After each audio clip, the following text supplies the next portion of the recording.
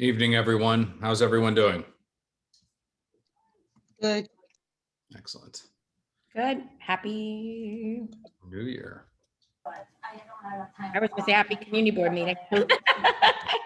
Okay, Angel or Carly, can you tell me if we have any, I'm looking, we have about 47, 49 now on, and how many are, looks like of our panelists, we have 19. And do we have Nilsa just texted me, she's running a little bit behind, and so she asked me to carry on and get things kicked off. Angel, are you there? Yes, I am. If we could give it a couple more minutes, let people come in, see if we can get some quorum. Yep, absolutely. Completely fine. Thank you.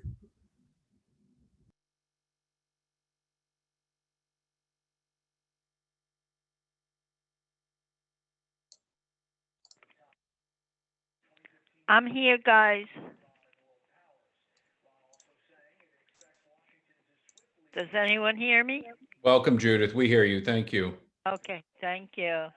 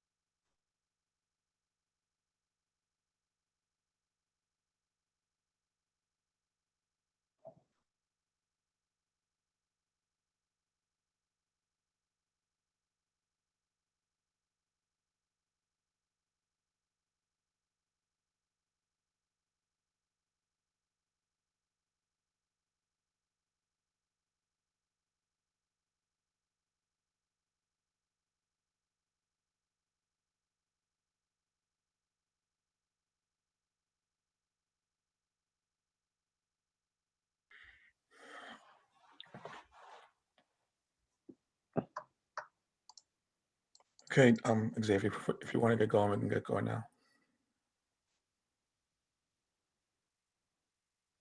Great. Thank you very much. Hi, my name is Xavier Santiago. I'm the Vice Chair of Community Board 11. Welcome. Happy New Year. This is our first full board meeting for 2021. And Angel, if you would please start us off with opening remarks for the process. Certainly. Good evening, everyone. This is Angel Muscane, District Manager for Manhattan Community Board 11. Until further notice, all meetings of Manhattan Community Board 11 will be conducted by video conference.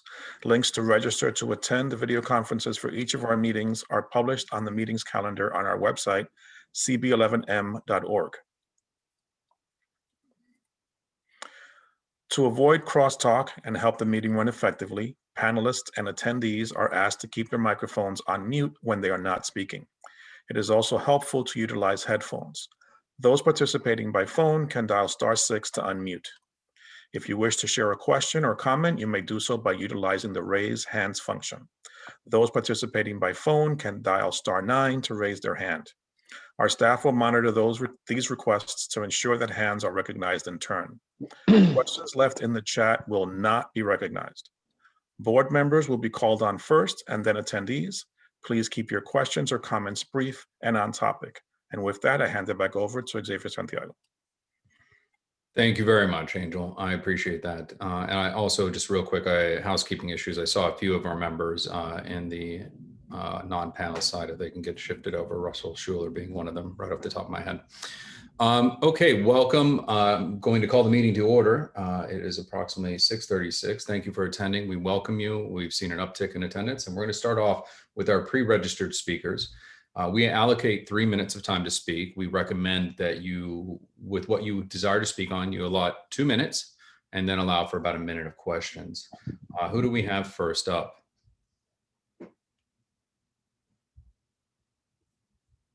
You're muted, Angel.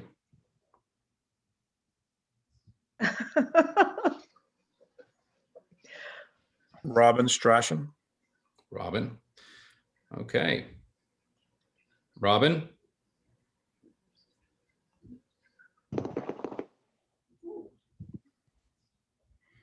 Okay, the next name on the registry was Jasmine Lawrence. Yasmin?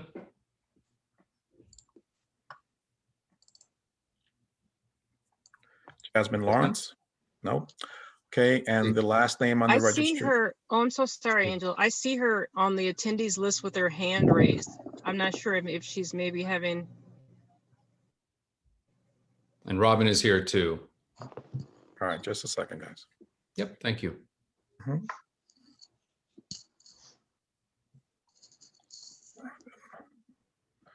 Okay, Robin, can you hear us now? I can hear you. I could hear you Okay. all along. Can you hear me now? I can hear you now, dear. Yes, Excellent. okay. Good evening, everybody. Evening. This is Robin Strachan, a public member of your Health and Human Services Committee. My day job is working for Search and Care, a community social service agency, helping our older neighbors remain in the community with a host of fee-free services. During this pandemic, we have started a lot of new services to meet the increasing needs of our community, one of which is really important. It's called Talking It Out. It's for all those people who call you and really don't necessarily have a point, but just need to be heard. If you know anybody over 60 who fits that bill and would like a non-judgmental platform to talk to an MSW, which means a professional social worker, and it's a bilingual program, please call us at 212-289-5300. Thank you so much. Have a good evening. Great. Thank you, Robin. Are there any questions for Robin related to the program? Could she just repeat the name of the program she works for again? Robin? Yes, can you still hear me? Yes, could you It's- repeat the it's name of the co- it's- program? It's Search and Care. And the name of this service is Talking It Out. I will put the information in the chat for you. Is that okay? Sounds great. Thank you, Robin. Thank you. I see two hands up in our members, Dawn Sanders and then Stephanie Arroyo. Hi, Robin. It's so good to hear your voice. I It's hope good you're to see well. you. Yeah. I was just wondering, is this program for a particular population, or is it for general? I'll just for tell everyone, you, or it's for seniors, period. We've seen such an uptick in depression, in paranoia, in a decline of cognitive abilities, in insomnia, and this is light counseling. We think it may, in some cases, lead to people alleviating the stigma for mental health, higher mental health supports. And that's fine if that's in fact what they need. But a lot of people really right now just need someone to talk to. We understand that. And that's what we're here for. If that helps, we're happy to. Thank you. Thank you. Welcome. Stephanie? Yes, I think you may have answered my question. My question was just going to be if it was only district centered, but it sounds like anyone who's 60 and over can call, right? Anyone in any of the 5 boroughs Awesome. over Thank 60. you. Thank you. Mhm. Okay, wonderful. And I see Angel, it looks like Jasmine Lawrence is on, Noel Alexia, and there is Robin Krinsky. I'm not sure if they have questions for Robin if they are presenting. Jasmine Lawrence is the next registered speaker. Okay. All right. So thank you very much, Robin. Let's go on to Jasmine Lawrence. Hi, good evening. Can you hear me? Mhm. Yes, we can. Hi, how are you? Good evening. I'm representative from Cayuga Centers. I am fairly new to the role. I'm the media and community specialist. We're located on Park and 131st, and we're a nonprofit family service organization essentially committed to ensuring children have a safe, loving home, and we provide a variety of services for children, families, and individuals in need. Our services our range and we have multiple offices. I'm really reaching out to CB11 most specifically because I know that New York City and East Harlem in general has been hit very hard by COVID-19 in relation to food and job insecurity. And we have a number of open positions in our Bronx office. So I'll include our job portal in the chat.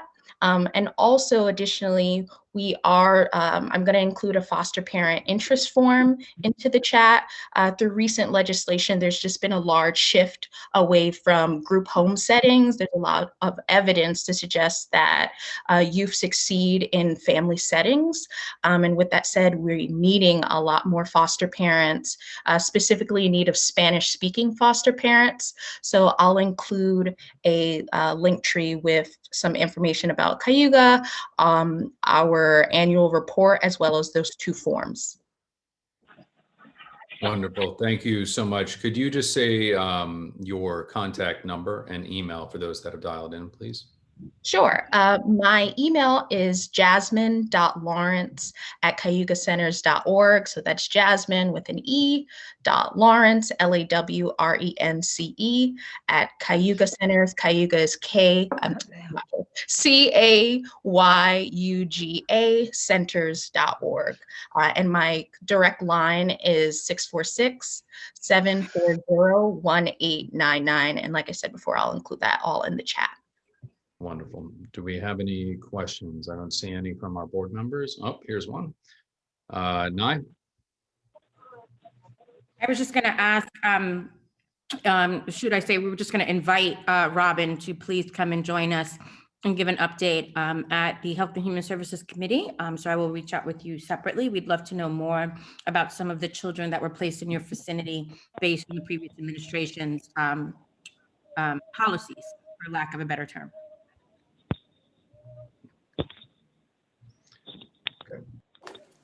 Thank you. Do we have any other questions?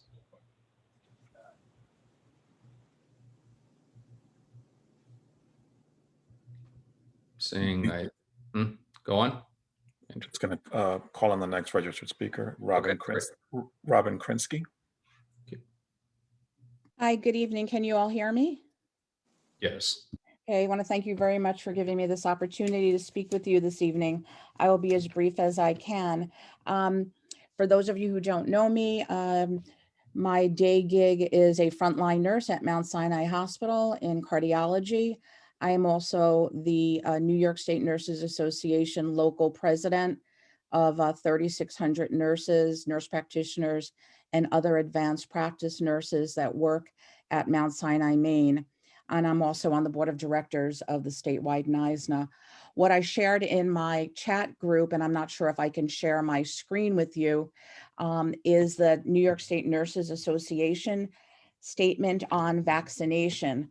I know that vaccination rollout has been rocky to say the least.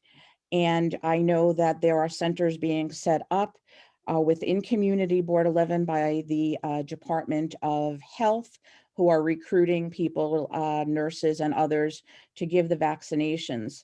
But what I wanted to really talk about just for a moment is that working through the COVID surge, I now am seeing many people with post-COVID illnesses, and they are in post-COVID recovery.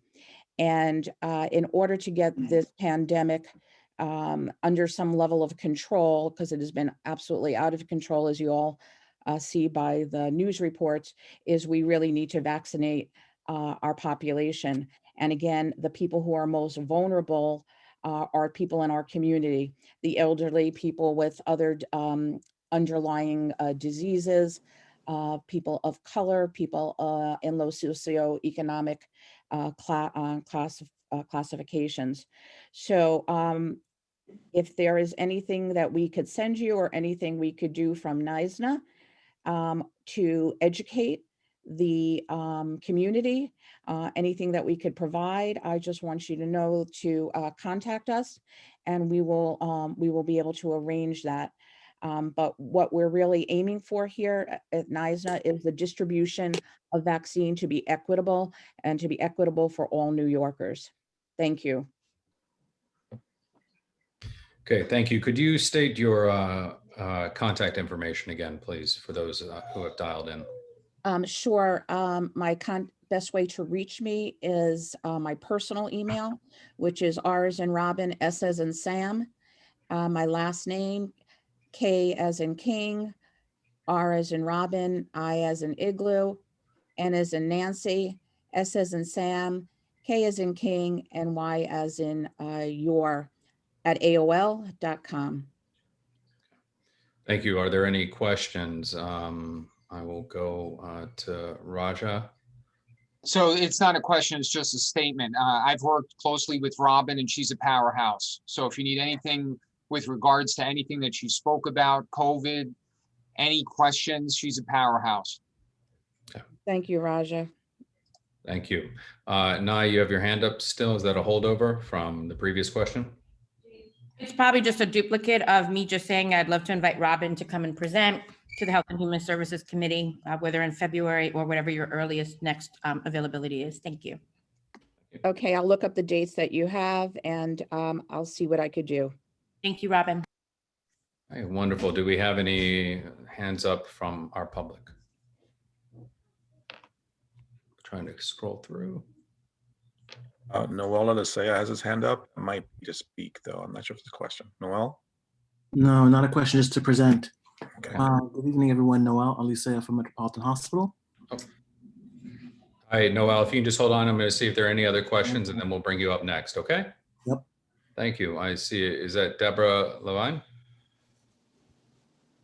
Yes, it's not a question. It was just to share an event. So I'll wait. Thank you. Okay. And do we have any other hands up? Just trying to scroll through. Okay, and Hakeem Kroom, do you have a question for Robin? I do not. I just wanted to present a program. Okay, all right, good. All right, thank you very much, Robin. Hey, thank you for having me. Okay, Noel? Hi, everyone. Noel Alicea, Metropolitan Hospital. Just very quickly wanted to mention that we are also involved in vaccine distribution. Obviously, the demand has been greater than the availability.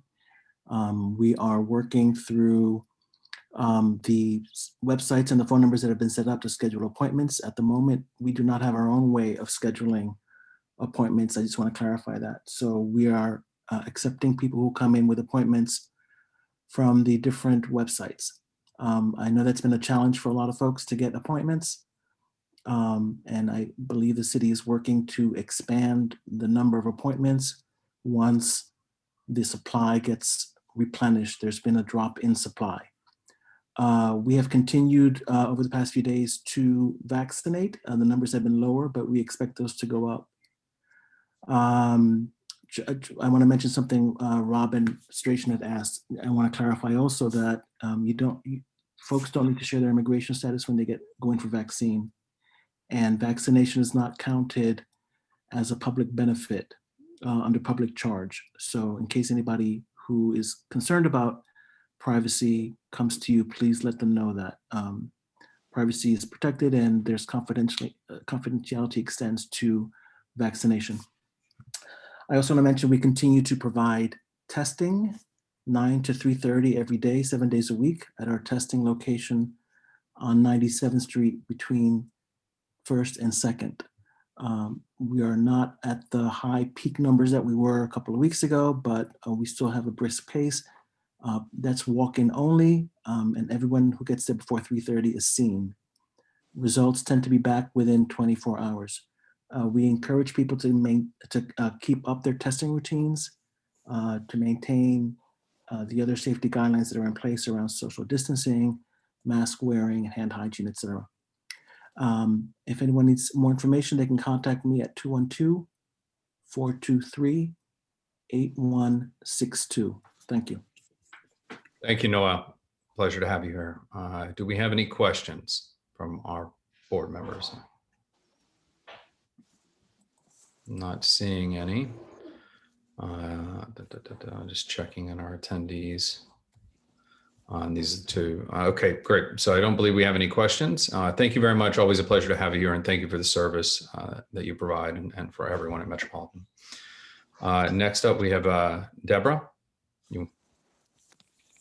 Good evening and thank you. And thank you for all that are doing this hard work around COVID. Just wanted to announce that the SUNY School of Public Health is working with Mount Sinai and Mass Transit to put on a COVID vaccine town hall meeting Thursday, February 18th from 6:30 to 8. Dr. Oni Blackstock, Dr. Robert Fullylove, and Angela Soto from the Department of Health will be taking questions. We will share the link with everyone in the chat. And we have another skills building webinar coming up on February 23rd, working with our community-based organizations to better work around community health literacy needs. And I'll drop that also in the chat, and thank you. Okay, wonderful. And if you could just state your contact information again for us, and then I'll go to any questions there may be.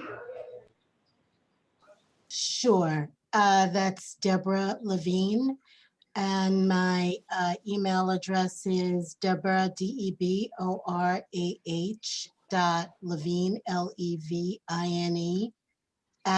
@sph.cuny.edu. Wonderful, thank you. Do we have any questions from our board members? Seeing that there are none. Any from the public? The same hand for Hakeem was up. Okay, great. Thank you very much, Deborah. And next up, we have Hakeem Kroom. Yes. Yes, thank you, Xavier. Hello, everyone. Good evening. My name is Hakeem Kroom. I want to just thank everybody for all the great work you're doing in the community. I serve as the Community Affairs Officer and Outreach Officer for the Juneteenth Freedom Fest NYC. And I just wanted to briefly just talk a little bit about what we're trying to accomplish to hopefully get some support from the Community Board 11. So Juneteenth Freedom Fest aims to enrich the community with a unique festival experience that celebrates the highlights the positive historical achievements, advancements, and contributions of African Americans in the United States and abroad. Through art, visual, and performing, special events, and workshops, we seek to celebrate Black culture, motivate the community to build strong camaraderie, solidarity, and to educate the community in New York City to help them advance academically, physically, spiritually, and economically. Our organization is slated to offer an online program on Saturday, June 19th of this year. Initially, we were planning on having it, in person. We had Marcus Garvey Park identified, but of course with COVID-19 and all the, things that are happening in the community as far as, space and public spaces being used and all those types of pieces, we have went on to an online platform. So we would love to partner with Community Board 11 and to also just work to spread the word on this event and to just collaborate. So I will drop my email address in the chat. Again, my name is Hakeem Kroom, H as in Henry, A as in Apple, K as in King, E as in Eat, E as in Eat, M as in Mary, C as in corn, R as in room, O as in onion, O as in onion, M as in Mary, and I'll drop the Juneteenth email into the chat. Thank you all for your time this evening. Wonderful. Thank you so much for the presentation and all the work you're doing. Do we have any questions from our board members? Okay. Any from our attendees? Okay, seeing that there are none, thank you, Hakeem. I would also recommend coming to present to our Economic Development and Culture Committee as well. Looks like Thank you, Xavier. I was going to drop that in the chat. Yeah, please do, and make a little intro, give your contact details. Okay, I see one hand up, hold on, from Raymond Lewis. Do you have a question for Hakeem?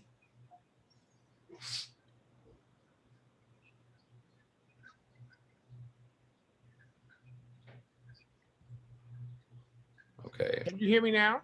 yes, we can, thank you. Can you guys hear me? Yes. Hello? Yes, we can hear you, Raymond. Do you have a question for Hakeem?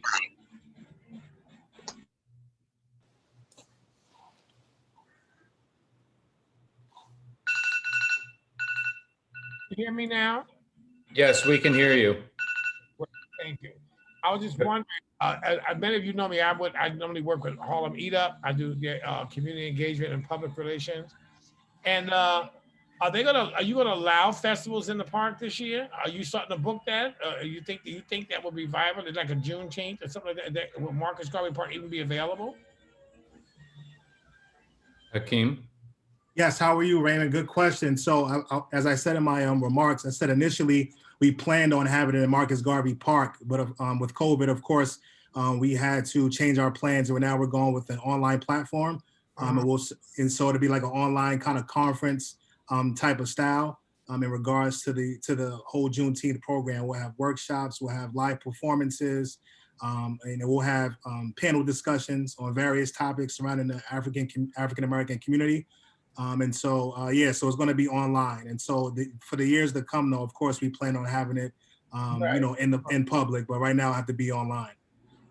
Oh, that's good. I was just wondering, because I was like, one of the reasons why I was attending the meeting to see, when do you think they would probably open the park up to events? Because I mean, we had considered moving it to September last year. And as you know, COVID killed that. But with the vaccines, so maybe by June or something, maybe we might have a grip on this, or maybe we just have to push it out to 2022. We don't know. But when I heard that, I didn't hear the part about the online piece. I just heard the park and I was a little confused. So thanks for clarifying that for me. Of course, absolutely. And then Raymond, if you could drop your information in the chat, that'd be great. I'd love to connect with you offline. Thank you. Okay, I will. I'll send it to you right now. All right, thank you. Thank you for the question. Always stay tuned because we will be updating on our website as the city and state move through this pandemic. I saw a question from Jessica Elliott, who was in our attendees a moment ago. If we can move her over to the panelists. You had a question? I got it. No, I just wanted to help answer that question. As far as I know, from Sheena Kaufman at NYC Parks, spring and summer permits are being accepted, but they're not allowing crowds larger than 50 people until 2/28, and then they'll give a further update after that. Okay. Thanks. All right. Thank you. And I have a question from Nye and then from Ben Kalos, one of our council members. So Not so much a question. I just had received a call that Ingrid Sotelo from Union Settlement is having issues trying to provide an announcement. So I just wanted to make you aware of that, Vice Chair. I think there's some technical difficulties going on. okay, well, when she gets everything corrected or back online, I know there've been issues with the internet from I think DC up to Boston with FiOS that was reported on. So hopefully we'll be able to get her patched in and jump back to that. Ben, Councilmember Kalos, you had a question? Nope, sorry, just waiting my turn. Okay, great. All right, seeing that there are no more questions, that concludes our pre-registered speakers. I welcome all of you. Again, I would refer you to our website so you can register in advance. It helps us schedule and plan the meeting out and helps us better engage the public and for us to welcome you in to the fold. So closing that matter out, we're going to move on to our elected official reports. And I understand we have a couple of elected officials here with us this evening. So who was first in queue? Let's see. Kalos. All right, Councilmember Kalos.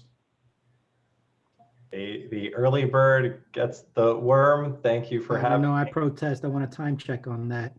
No, I'm happy. I yield my time to my good friend with whom I share my district, Assemblymember Rodriguez. Well, thank you, Ben. And I'll give you a quick segue. Thank you for all the work on the East River Esplanade. I think we may be having some progress on that, and I'll leave that to you and hopefully the council member to report. But I'm glad to be here with everybody and talk a little bit about the state's response over the last really few weeks and moving into December. It's been really focused on COVID-related response and how do we address what we know to be significant unemployment in the district. So late December, we passed a residential eviction moratorium and to put a halt on potentially any eviction or foreclosure proceedings, as well as making sure that there was a halt on residential tax lien sales through May 1st, 2021, and also additional legislation to ensure no negative reporting as a result of rent arrears on credit reports, and that screen and DRE exemption folks that local governments are required to hold over those exemptions from 2020 through 2021. And that was just to deal with the residential issues that we know are happening amongst our neighbors who are currently unemployed.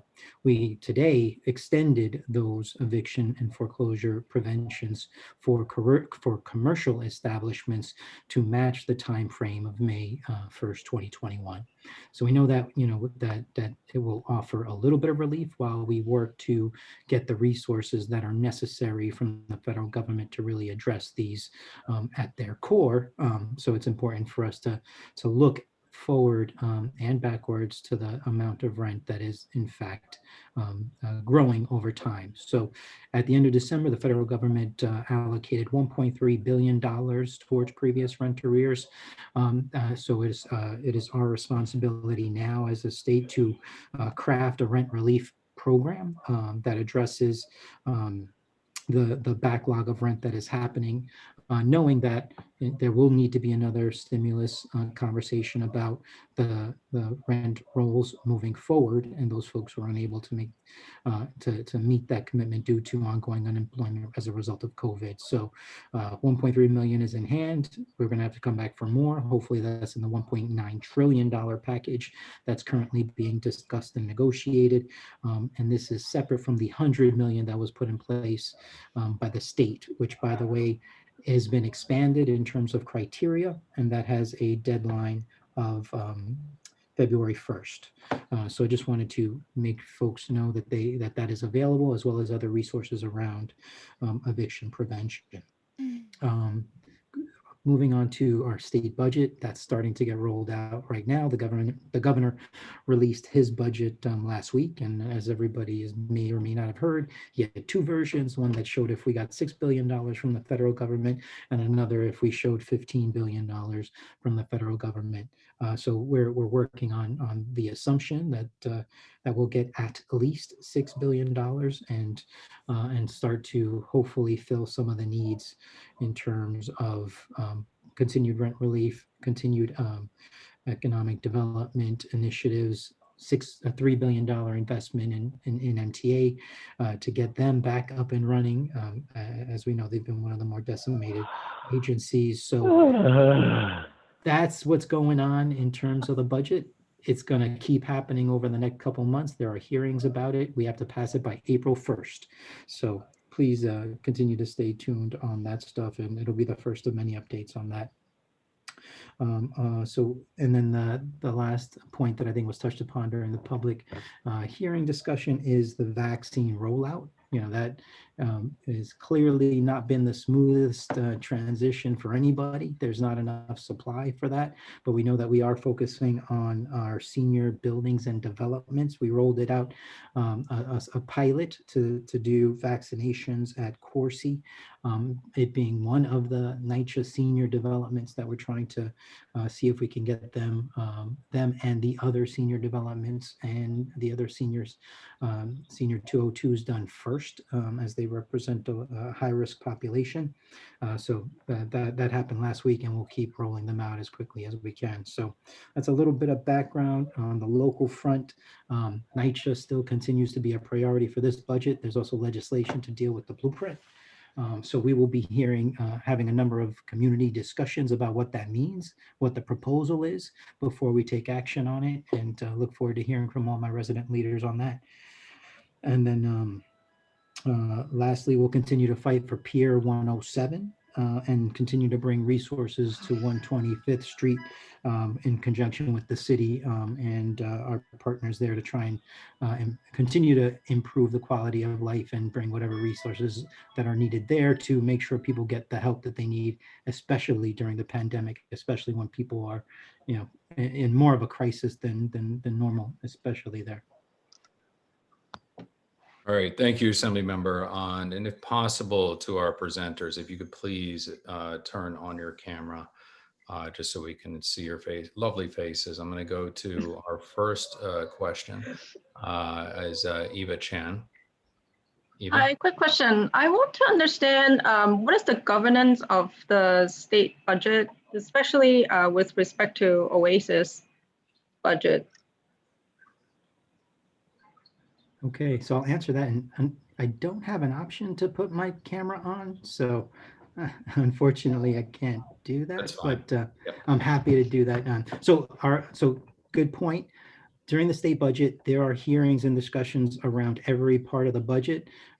Today, for example, was transportation. That's why the MTA topic is probably front of mind for me, but there will be also conversations about social services, OASIS, and every other state agency over the next 2 weeks.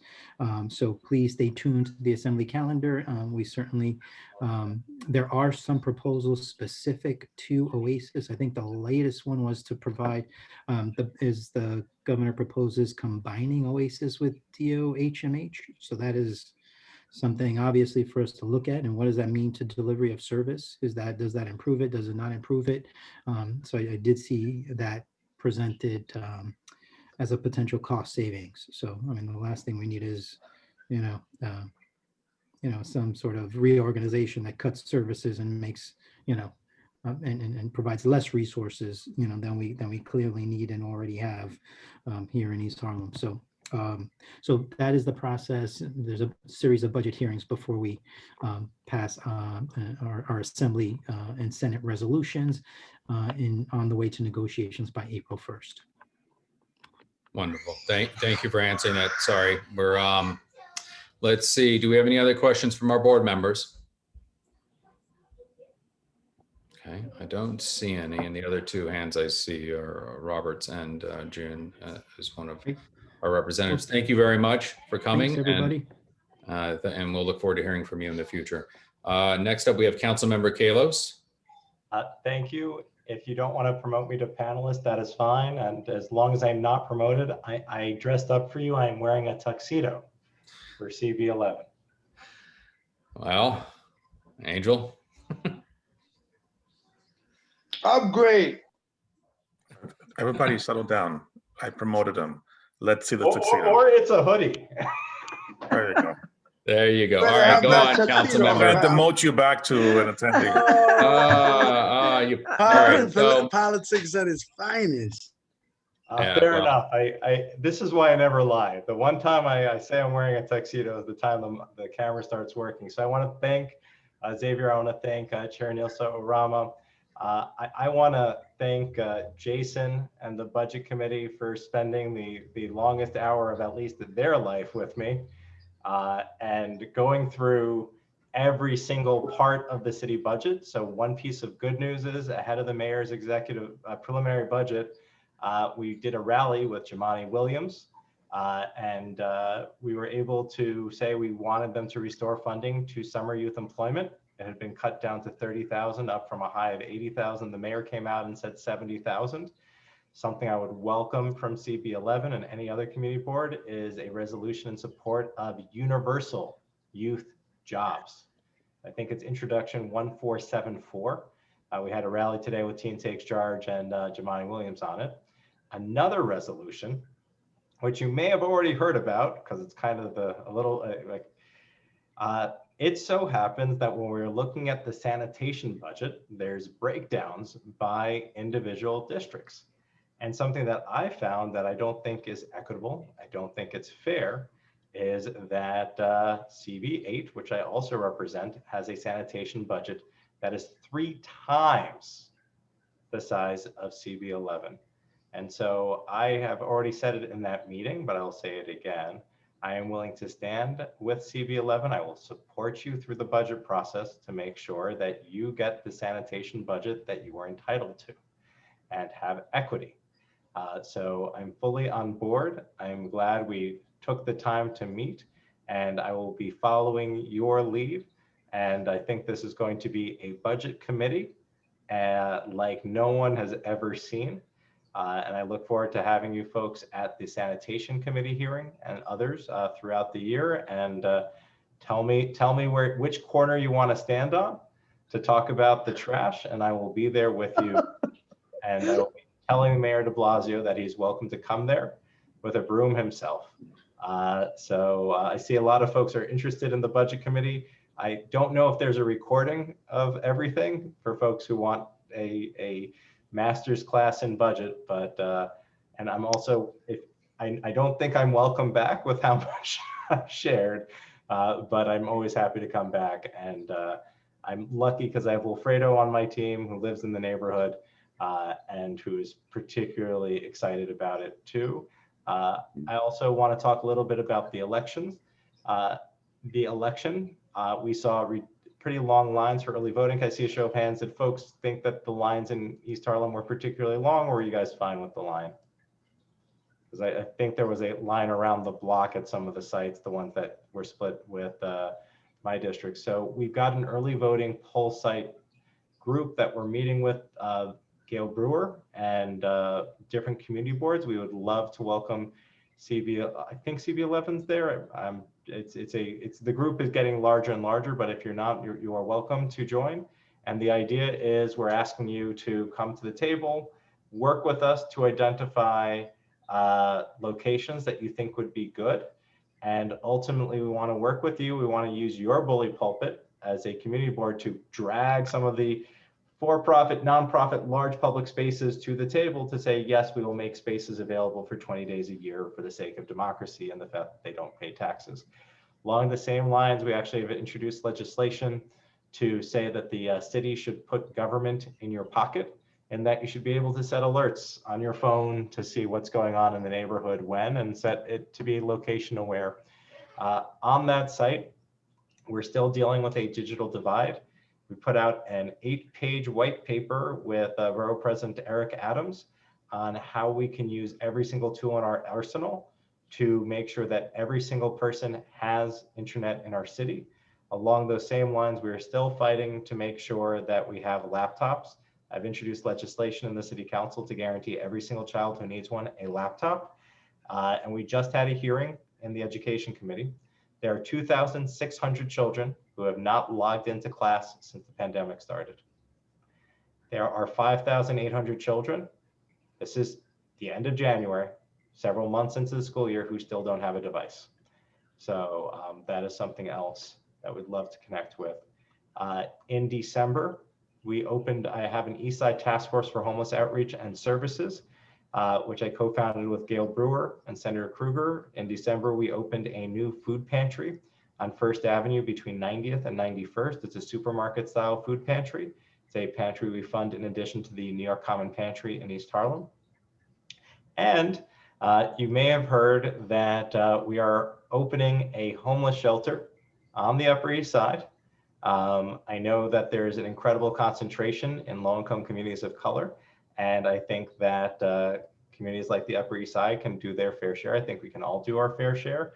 So it's going to be 2 blocks from where I live on 91st Street. It's going to house 88 people.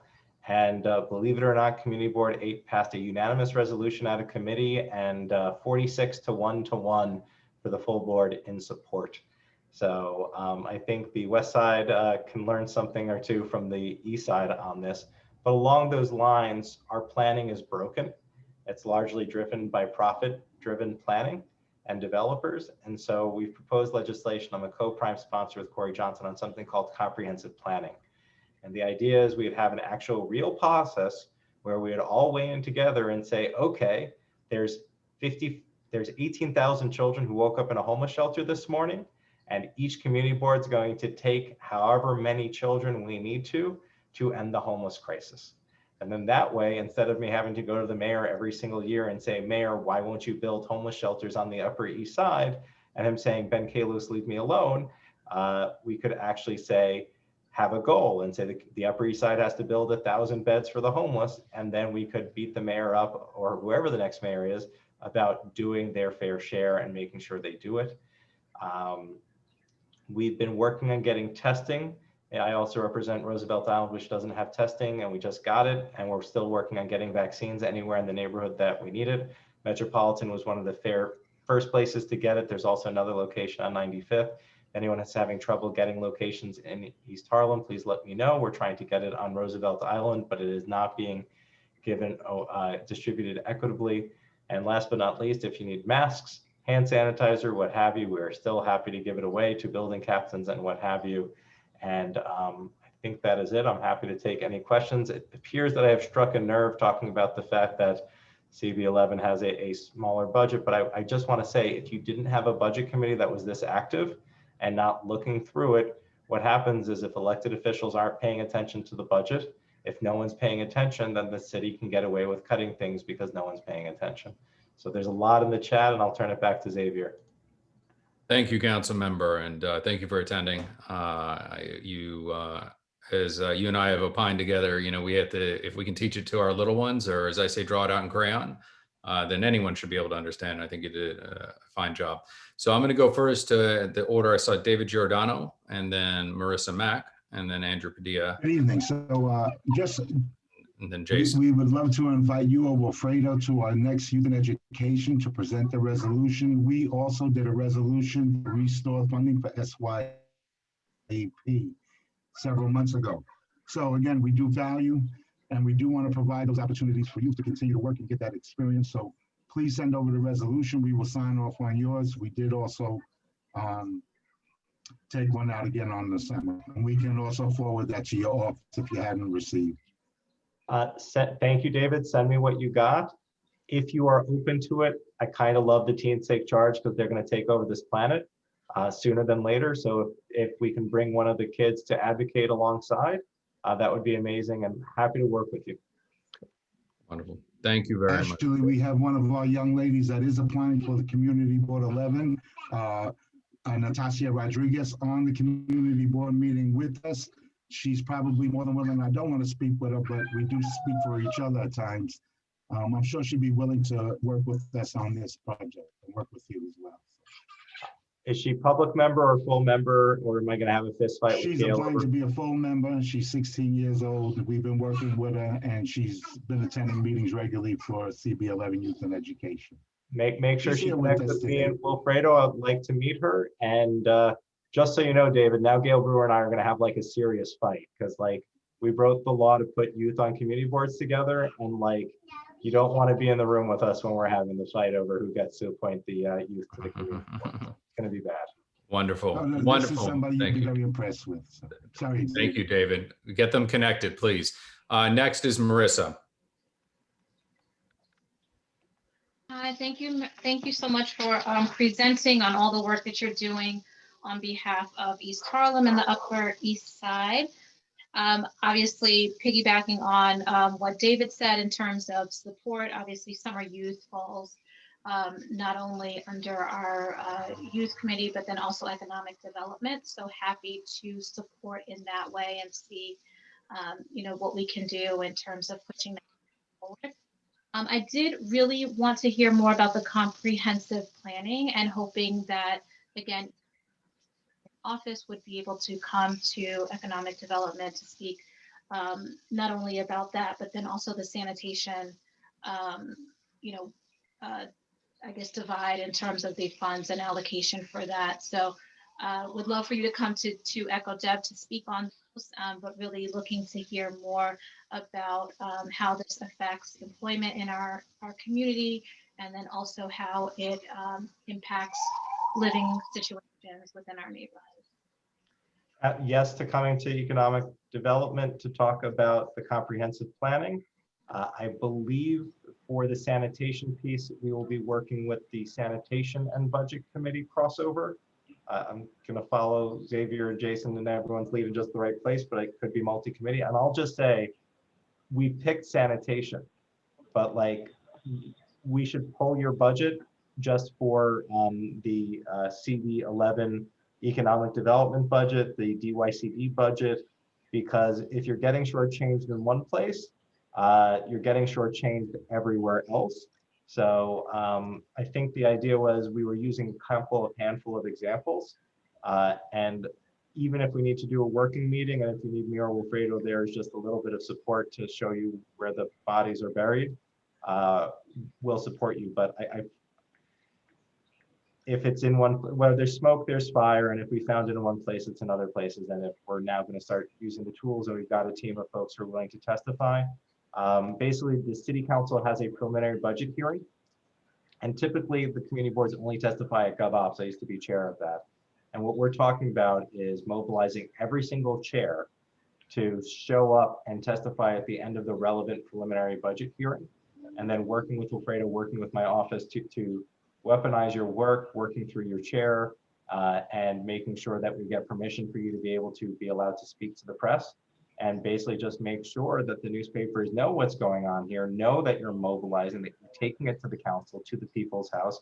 And this year we're having a people's budget. It's not going to be something that just council members are dictating. It's going to be dictated by Board 11, and I wish I could clone your board.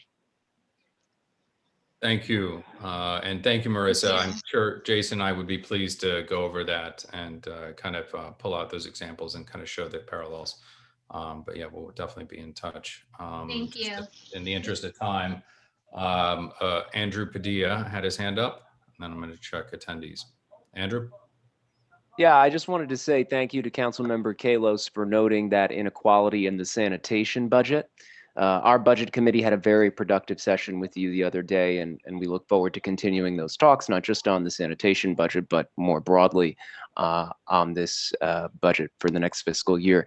As you know, our budget committee and broader community board voted to defund the NYPD last year, but it seems like the mayor heard defund sanitation, and we have all seen the impacts that the cuts to sanitation have taken on our community.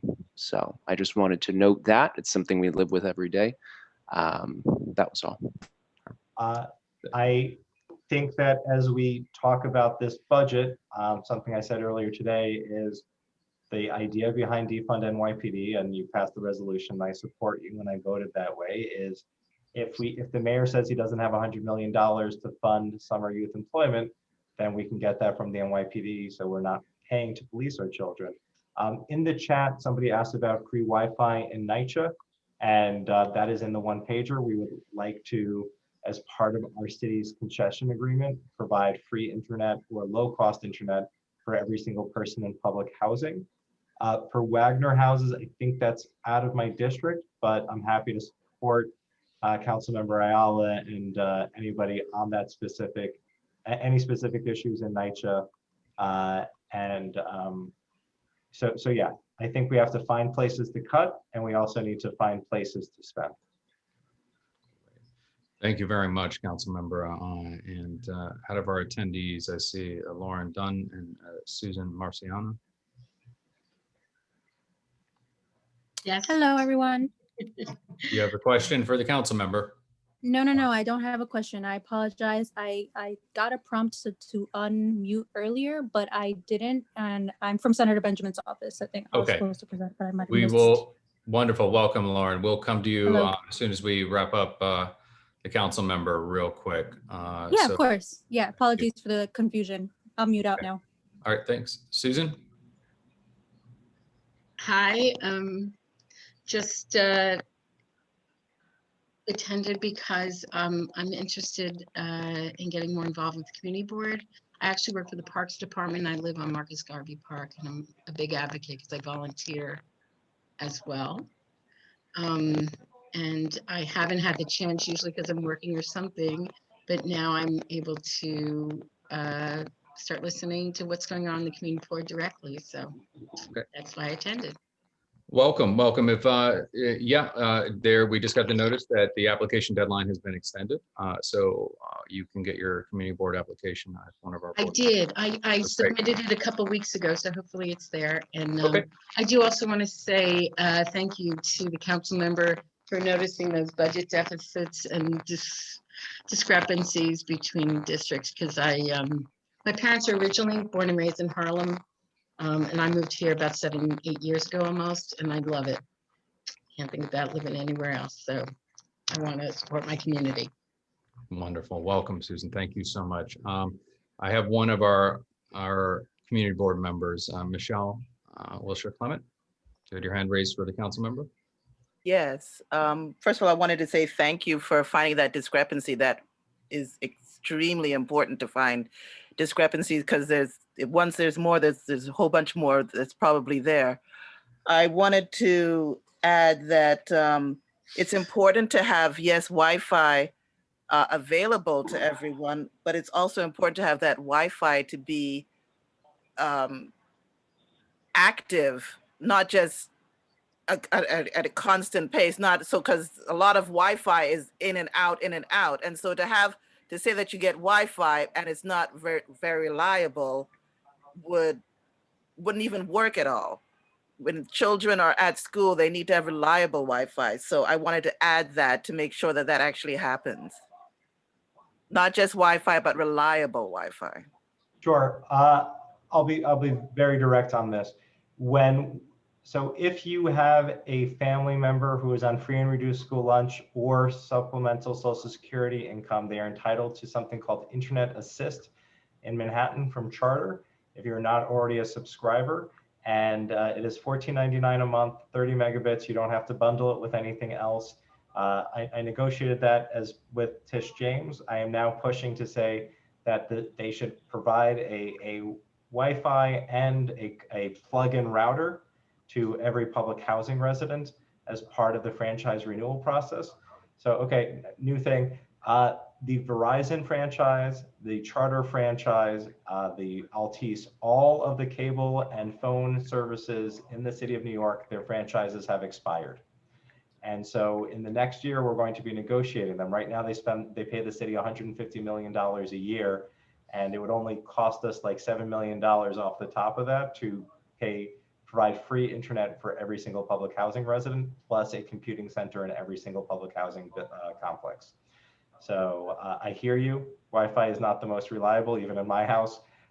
Things should be plugged in, and I'd love to work with CB11 on this, because I believe CB11 has the highest concentration of public housing of any community district. Thank you very much, Councilmember. Thank you, Michelle. I'm going to take one more question in the interest of time, because we still have other elected reps here. We do extended courtesy when our elected show up. So Deborah Bisacco, and then we're going to move along. Your question? Good evening, everyone. This question, I just have a quick question about, I came in a little late, excuse me, but the little bit I did hear, I truly appreciate Councilmember Kalos for finding those discrepancies. I was just curious to know, does it also include in this budget, or did you see any discrepancy or anything pertaining to mental health? Because it's such a big thing right now. So yeah, I was just curious to know if there's anything on a line item for just solely for mental health. Councilmember? That one's going to be hard to find, but we can try to look on that. That one's harder to find. The budget is not the most transparent. A lot of mental health gets provided through nonprofits. I'm contracts chair, so we can try to work with you to identify some of the settlement houses, nonprofits that provide mental health services in the East Harlem community, and talk to them about what their budget needs are. One of the things I'd really like to get to is making sure, listen, we gave the First Lady like $2 or $3 billion when she was running for, sorry, I can't say that she was running for something. We gave her $2 or $3 billion, and that money should have been going to direct services, client facing, and making sure everyone had access to mental health. So, and I can just tell you right now, if you're living through the pandemic in a 1-bedroom or studio, I'm in a 1-bedroom. I know some of you are in studios and you've got a whole family in there. We all need somebody to talk to. and we need to make sure that everyone has access. If you call, Sammy, this is Sammy. if you call, Hello? Sam, how you doing, buddy? Oh, pretty good. How you doing? Good, good, good. The person Okay, on I line hear. 7 should get muted very briefly, and then they can go back. I'm at a Zoom meeting. Let me call you back, Sam. Okay, sure will. Thank you. If you are needing mental health, call 311. They should be able to find somebody for you and connect you with a provider who either accepts your insurance, or if you're uninsured, will do a sliding scale. If you don't have access to mental health, you can reach out to me. I see the Assemblymember Robert Rodriguez is still here. We will work with you to make sure that you get the mental health services you need, and we'll make sure that people's contracts are where they should be.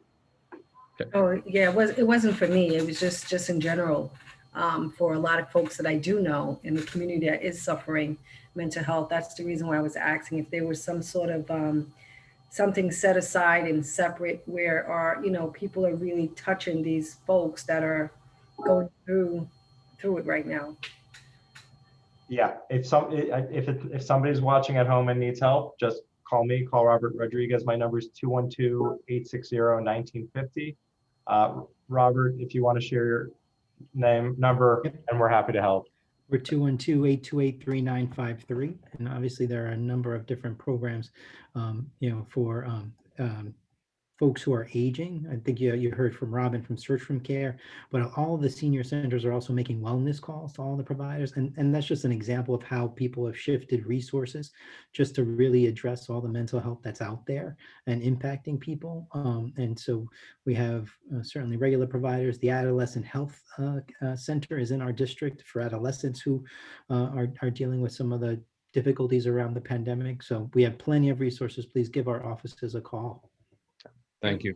Thank you for popping on real quick. Xavier, I also just want us to be mindful that. David, could you just make it quick and please raise your hand? I don't see it. I can't recognize it. Do you real quick? Go ahead, David, and then I'm moving on. We just have to remember that there's a stigma with mental health, and we have to be sensitive in how we approach people. There are cultural issues around mental health, so just be aware of that as we go through this process, and that people who may really need it may not seek it, and particularly children at this time are going to need it once they re-enter schools. Yep. Thank you. That's a good note, David. Thank you. All right. Thank you to our council members and our assemblymen for showing up. Thank you for all the positive dialogue. This is very, very productive, but keeping us moving along. I need to circle back to Ingrid Sotelo, who I think has gotten her technical difficulties out of the way. Ingrid, if you could give your quick announcement, and then we're going to jump back to our elected reps. Hi, thanks, Xavier. Apologies for IT issues on my end. So Ingrid Sotelo, representing Union Settlement. Just wanted to briefly let everyone know that we are providing services in person and remote. For early childhood education, we're currently organizing monthly information sessions for any family that has a child ages 3 to 5 and needs to enroll the child in one of our centers. Our upcoming info session is next Wednesday, February 3rd at 6 p.m. And I'm happy to share the flyer with the team so we can send it out. And then as well with seniors, we're currently doing weekly wellness calls with them. We're still providing Meals on Wheels for our homebound seniors. So we continue to focus a lot on our seniors and providing virtual activities for those that are able to connect that way, or conference calls with them. With our business development team, we're focusing on doing work with our small businesses so that they know of the grant that is available so that they can apply to help, during these tough times. And then for our adult education team, we're also providing in-person and remote as well for English classes and computer literacy. And last but not least, I know that mental health has been mentioned throughout the meeting, and we do provide counseling service for individuals, family members, and as a team. So if you need any of those services, please don't hesitate to call. Our main office is 212-828-6000, as well as my email. You can always feel free to reach out to me. My email is isotelo@unionsettlement.org. And my phone number is 646-712-5183. Thank you, Xavier. Thanks, team. Thank you, Ingrid. Are there any questions for Ingrid? I'm not seeing any. Okay, thank you, Ingrid. We're circling back to our representatives for our elected officials. If you could please, as best as possible, keep it as concise, kind of our little elevator pitch, if you will. We typically are able to get more in depth when we have our electeds here. So who is next up in the queue, Angel? Let's see, June Soto. Hi, everyone. Happy New Year. This is quick. Our office location is actually going to be changing from 1916 Park Avenue. We were originally Senator Serrano's office on 130th Street in Park Avenue, and we will be moving to 1955 First Avenue on 101st Street. This move should be we should be finished with the move by like mid-February. We're hoping we will be done by mid-February, so we're still in the process of moving everything over. However, we will continue to work remotely due to the pandemic. Our offices also, we also still have some PPE available. So if anyone or any organization in our district is in need of supplies, please call our office at 212-828-5829. Again, that's 212-828-5829. Our number will not be changing. And we are encouraging everyone to continue to social distance, stay at home. And if you are eligible or know anyone who is eligible for the vaccine, you can call 1-877-VAX4NYC. That's 1-877-829-4693. And that is to schedule an appointment. Wonderful. Thank you, June. Any questions from our board members?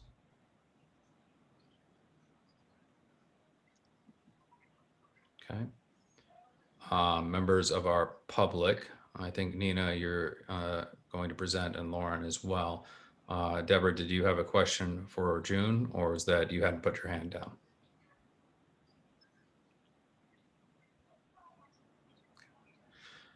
Okay, no questions. Thank you very much, June. We look forward to seeing you next month, and please implore upon the senator to come attend one of our meetings. Next, Lauren Dunn from Brian Benjamin's office. Yes, hello. As usual, I'm just going to put I'm going to ensure that I put my name, cell phone, and contact number in the chat just so that everyone has it easily accessible. And I'll also be quick in respecting all of your time. So there are a couple of exciting legislative updates going on right now. As we all know, we did start session this year. And so Brian has made moves to reintroduce some of his priority bills, such as S1144, which is a less is more bill, which is a parole reform bill reducing the use of technical parole violations. And also S8581, which decriminalizes turnstile jumping by making it a violation instead of a misdemeanor, just in time for our celebration of Black History Month, as we keep in mind respectful and reasonable policing standards. Also, Brian has co-sponsored S1144 by Senator Rivera, which extends Medicaid coverage for new mothers for a full year. And so moving on to some exciting community updates, we are prioritizing opening up new vaccination centers throughout the district. I know Abyssinian just opened up a vaccination center back on the 17th of January. I'm talking about Abyssinian Church. And we also did sign on to a letter with Councilman Mark Levine to de Blasio about expanding vaccination sites around the city, specifically also highlighting some areas some areas that don't have vaccination sites as yet, but still have high or increasing rates of transmission of COVID. Recently, we just had a very egregious case in NYCHA's, let me just make sure I get my facts straight. In one of the NYCHA Lexington, Washington houses on the east side, There have been a number of reports of increases and issues with getting, well, you know, the usual, but this was an egregious case where a woman has her children at home and she has issues with leaking and plumbing and her electricity. So we are working right now with Nitro reps to get that rectified as soon as we can.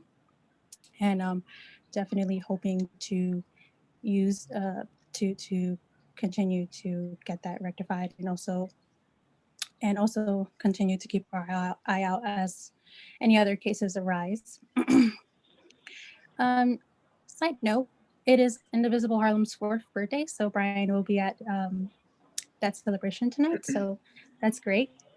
And just to wrap up here, they did extend, just a reminder, as I'm sure you already know, the Emergency Eviction and Foreclosure Prevention Act was extended. There is a deadline coming up for the COVID rent relief program. So if you or someone you know is eligible and has not signed up for that yet, please encourage them to do so.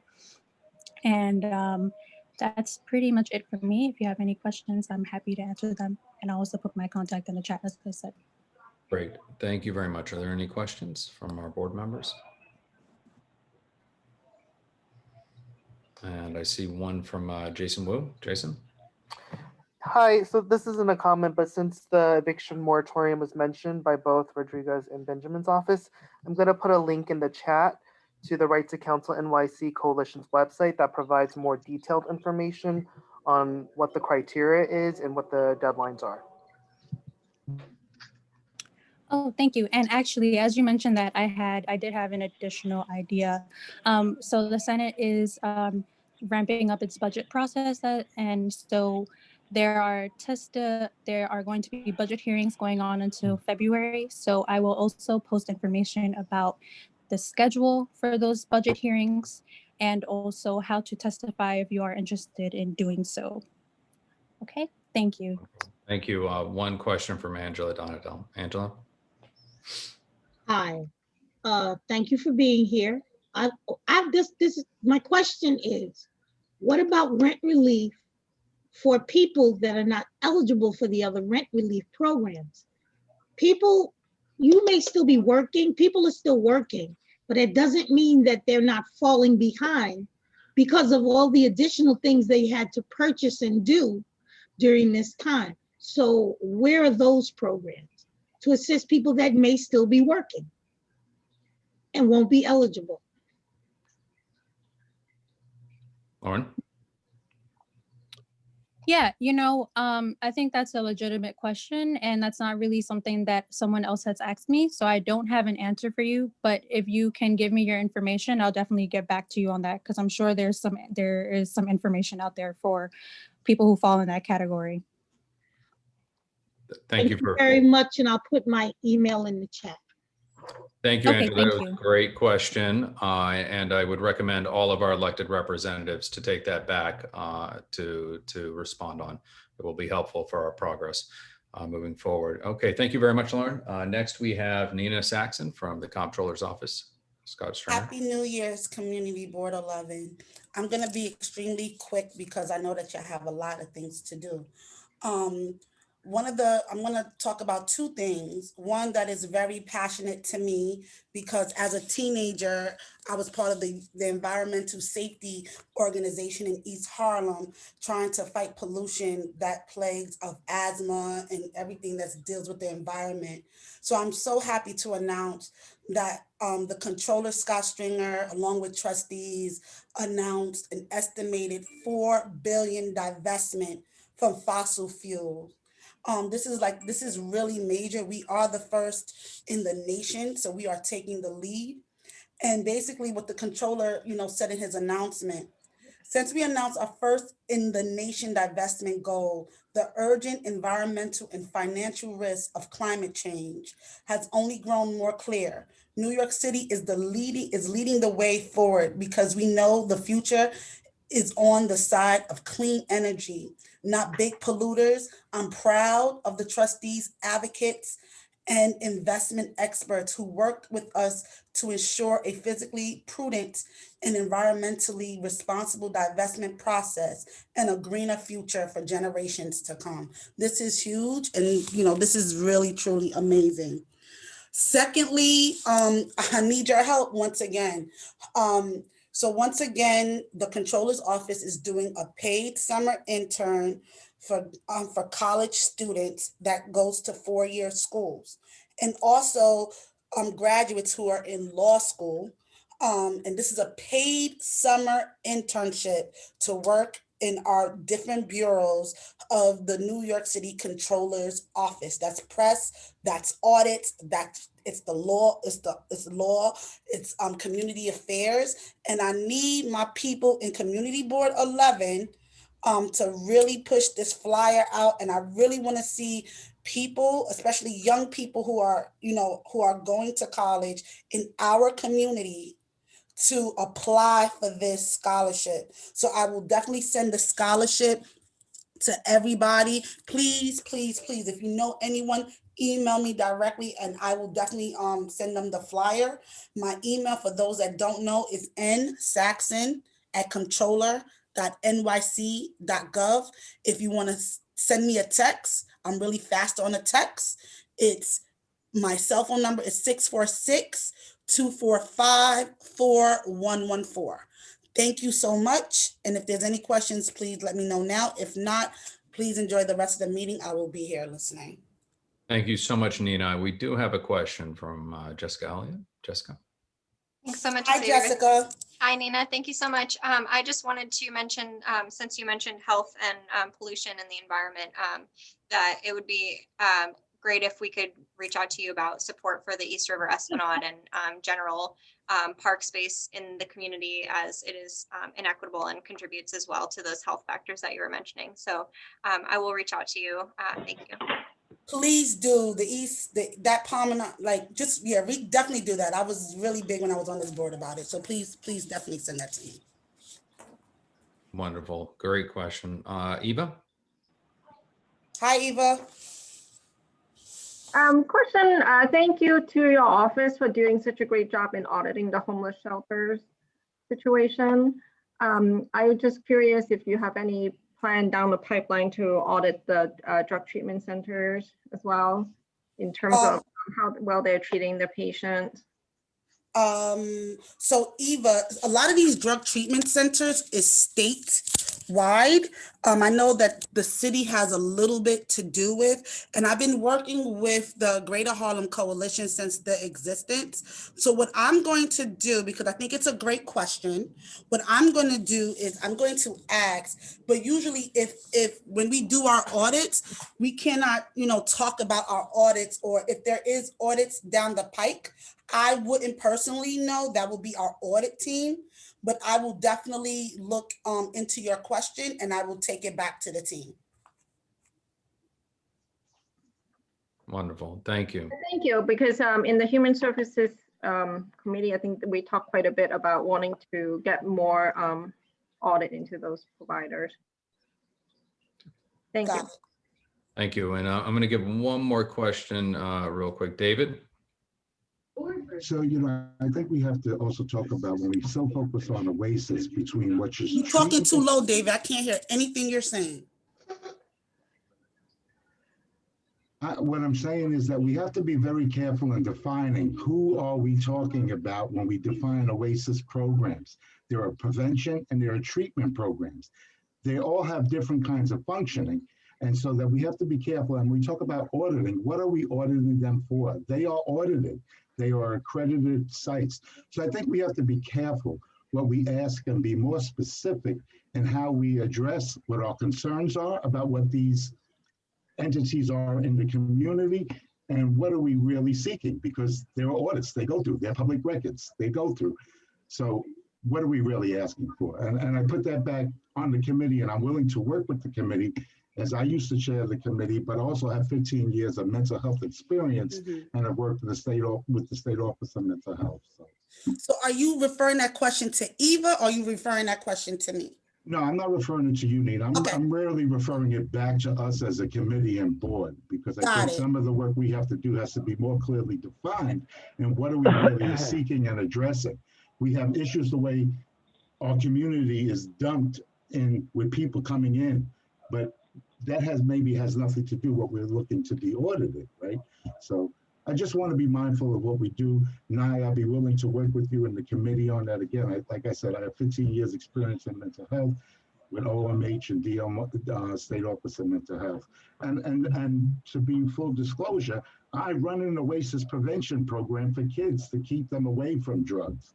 So, we have to be clear when we say things and what we go after and what we may target, and make sure that what we're targeting is addressing the real issues we have concerns about. Thank you very much, David, and we look forward to attending in the next Human Services Committee. Your input would be valued. Thank you, Nina. I don't see any hands raised from the public, so I'm going to move along to Maggie McDermott from Councilmember Ayala's office. Thank you so much, Nina. And Maggie, are you on? Good evening, everybody. Happy New Year. Hope everybody is thus far enjoying their new year. I'm here to represent the office of Councilmember Diana Ayala. My name is Maggie McDermott. I'm the Director of External Affairs. Great news, Councilmember Ayala is the newly appointed chair of the Committee on Consumer Affairs and Business Licensing that has jurisdiction over New York City's Department of Consumer Affairs and Office of Nightlife, including practices and policies relating to New Yorkers' consumers' rights. So that's the new committee that she's chairing, and this is very exciting news. In addition, she was also appointed to the Subcommittee on Zoning and Franchises in the Committee on Land Use. She is a member of the Committee on the Aging, Finance, Oversight and Investigations, Public Housing, Women and Gender Equity, and Hospitals. She formerly served as the chair and is now a member of the Committee on Mental Health, Disabilities, and Addictions. In regards to funding, there is available funding for both discretionary and capital. Here is the website. You can go to council.nyc.gov and review the applications. The submission deadline is Tuesday, February 16th for discretionary funding for fiscal year 2022. I'm trying to keep you quick. I'm sorry, I had a lot of notes here. Let me just skip to. In addition, Jefferson Park, the playground is newly renovated. It is almost completed. The Thomas Jefferson Park playground in East Harlem is near completion and is ready to open in the coming weeks. Councilmember Ayala is delighted about the completion of this project as she worked closely with her predecessor, former council speaker, Melissa Mark Vivarito, in identifying playgrounds in need of renovation. So Jefferson Park Playground is just one of several funded through Councilmember Ayala's advocacy. And she looks forward to seeing our smallest constituents enjoy it because it was a labor of love completed on their behalf. In regards to legislative news, she recently sponsored a bill which is number 2188. It's a handcuff bill. Councilmember Ayala introduced Bill 2188 that will regulate the police department's response to children in emotional crisis within public schools. The bill establishes procedures for department personnel responding to children in emotional crisis and limits the use of mechanical restraints, in other words, handcuffs, on children in a state of emotional crisis. Additionally, school safety personnel will be required to receive training on identifying and responding to children in emotional crisis. we want you to know that Councilmember Ayala is in constant conversation with city and state to coordinate vaccination dissemination at several senior buildings throughout the district. She and her colleagues in the city council submitted a request to utilize senior centers as vaccination sites to the mayor's office. And that's it. Oh, I can Okay, also thank you. mention that, sorry, another quick thing. One more. The council is voting on a vendor bill on Thursday, which will allow food vendors to sell the same edible goods as some other establishments. So they will be voting on the vendor bill this Thursday. Great, thank you, Maggie. We Thank have you. a handful of questions here. I'm going to go in this Oh. order. Pastor Isaac Scott, Stephanie Arroyo, and then Jason Wu. Pastor Isaac. Thank you, Xavier, and thank you, Maggie, for the presentation. My question was just regarding the when you mentioned this new policy for children in school. What's the age range you guys had in mind there? Because children, does this include even 17-year-olds as well? In high school, or is this just something for junior high school? That's a really good question, and I'm going to have to get back to you because I'm not sure what age group this particular bill is framed around, and I don't have that in my notes. But I can definitely get back to you in regards to the age frame, actually. Okay, thank you. Sorry, That's I'm not prepared important. to disclose the age. I'm not sure. I think it relates to younger children, but that's a very good question. Okay. If you could get back to us and email. Yes, yes. That would be great. Next, we have Stephanie Arroyo. Hi, thank you. So I just that was one of my questions, was what were the ages of the children? But also my other question was, does this bill identify or say anything about like the plastic zip ties? Are they allowed to still use plastic zip ties in lieu of not being able to use handcuffs? And then my second question was in regards to your discretionary funding. Is the council member asking for any other sort of documentation required? And would that documentation be attached to the discretionary fund while we're signing through the website? Or is that something that she would want to be sent directly to her office? And who in her office would be the right person to make sure that they get a hold of that? Great question, Stephanie. You gave me a lot of questions here. Okay, so the proper individual to speak with within the office is the Deputy Chief of Staff, Michelle Cruz, and her email address is micruz@council.nyc.gov. And everything is also listed on the website, on the council website. In addition to additional paperwork, for the most part, the forms are on the council website. Yeah, I mean, because some council members do ask for like your fiscal year, you know, and all the budget and so forth. So I'm wondering if those documentations are done through the website directly, or does she also want it to be sent to her office? And I guess maybe I can email Michelle to ask her that. Right. Well, it is done via the website, but please feel free to contact the office in regards to any kind of inquiries. So yes, you can send them if you feel better submitting them online and sending them to the council member's office, that's fine. So it's really a matter of your preference, and you can feel free to reach out to Michelle Cruz, and she will walk you through the process if necessary. Thank you very much. Thank you, Stephanie. Wait, my question about the plastic zip ties. Oh, so when they speak of, I believe it's all inclusive, but I will definitely check. When they speak of mechanical restraints, Handcuffs. Right. Handcuffs. Right, but zip ties are also mechanical restraints. No, they're not. Okay. I don't know who's speaking. Would you, so Maggie, what I would recommend is if you could get clarity on all types. Sure, in regards to the restraint, zip ties, because, absolutely. yeah, on all types across the board, that will help our community board better respond. And the okay, ages. yes. Okay, yes, right, the age group, right, and the zip ties in particular. Okay. All right, thank you. Thank you. More. Thank you, Stephanie. Good There's questions. another question? Yes, of course. Jason Wu, go ahead real quick. Hi, everyone. Happy New Year.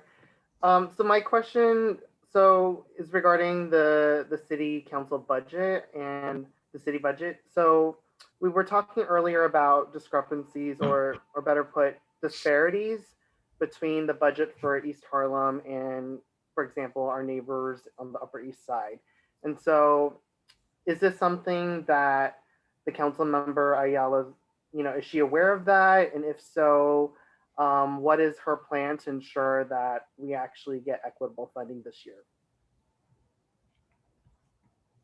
Well, she's always a champion for equitable funding. So I think that's a conversation that maybe you should have directly with the council member, because yes, she's always advocating for funding sources for this community, for her district.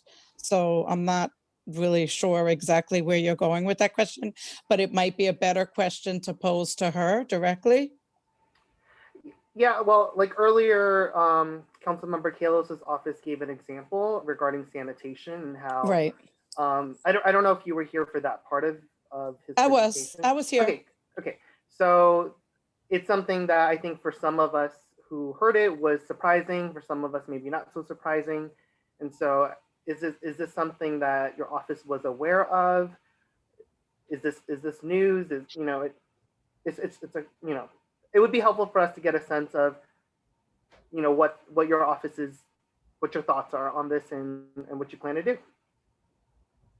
In respect to funding requests. Yeah. Okay, so that's, I can come prepared next meeting and respond accordingly, because I don't want to just, I'm the messenger. I don't want to just speak. So if I may, Jason, just to summarize the back and forth, I think would it be helpful for us, because we are going through the budget process. The council members are going to be at their most, I would say, powerful in advocacy for their council districts, that if they can give a breakdown on their, I would say, and I'm paraphrasing a little bit, angle of attack for how they're going to advocate and lobby for different issues and funding. And we had used a specific example when it came to sanitation, just because that was an easy, apples to apples to head counts and everything breakdown. I hope I summarized that correct, Jason, but I think. So my question is, I'm also processing the information as we're hearing it from our elected officials. And so, I guess part of what I'm getting at is, does the fact that there is a disparity, does that information actually make a difference? Is that a line of argument that, Council Member Ayala's office thinks would be persuasive in terms of getting more equitable funding? Or is this something that is an argument that we make every year and it just doesn't go anywhere? And if that's the case, then what is the strategy to get the equitable funding?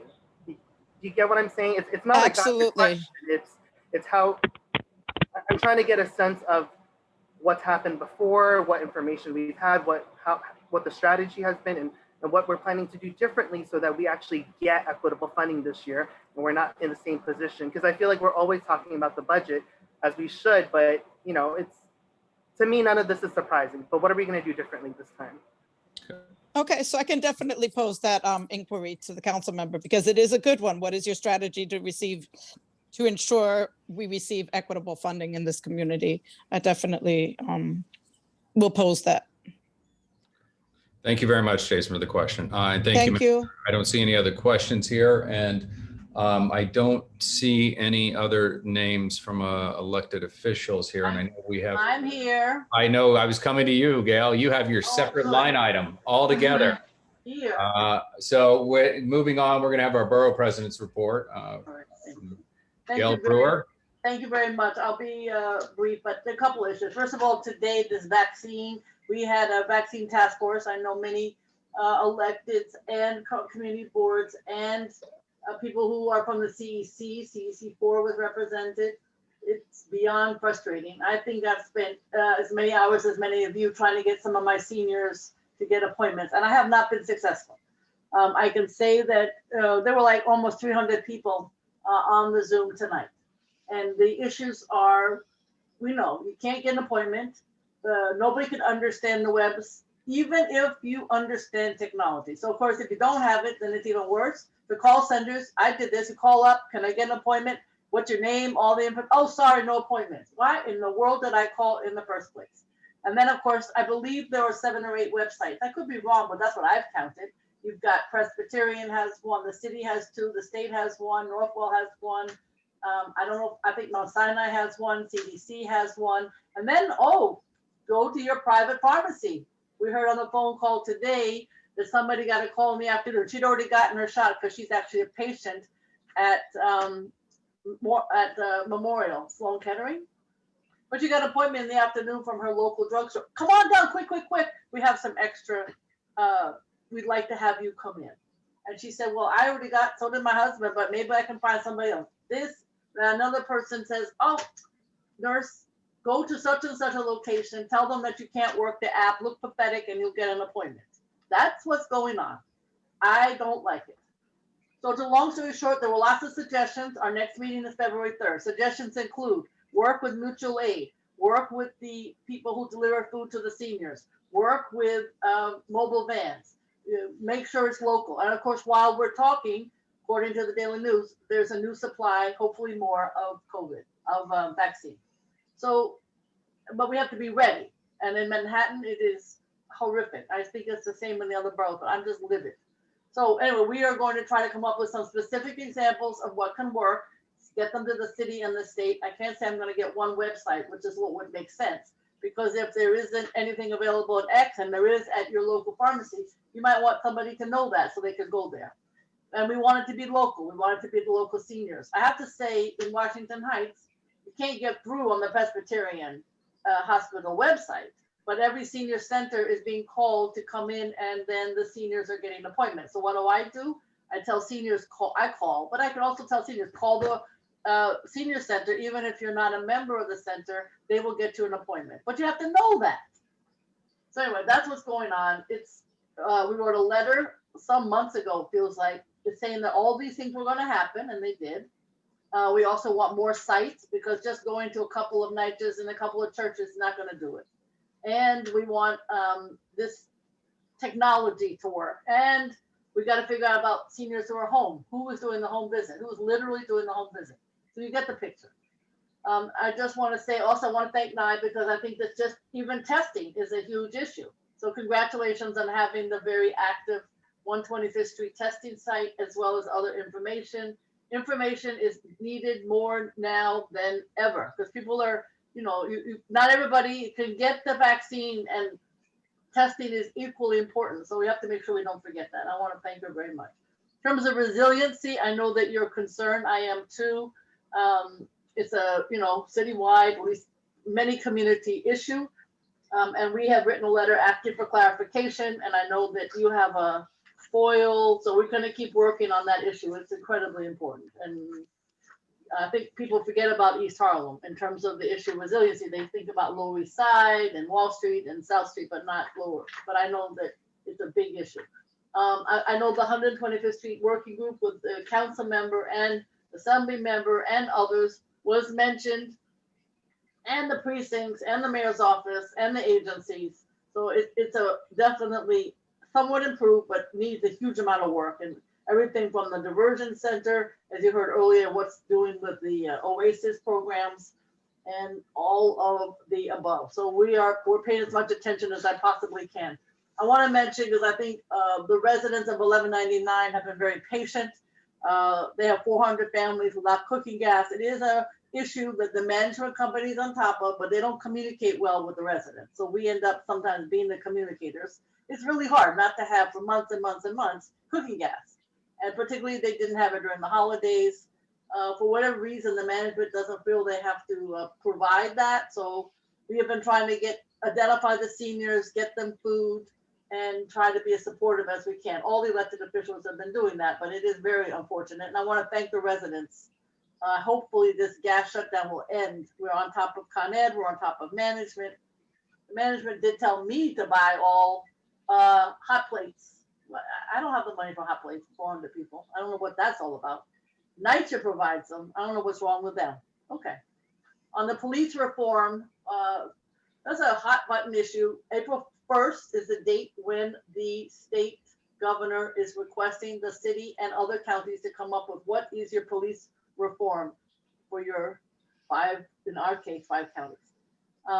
So we have a toolkit that's on our website, 32 pages of past reform measures, so you don't make the same mistakes.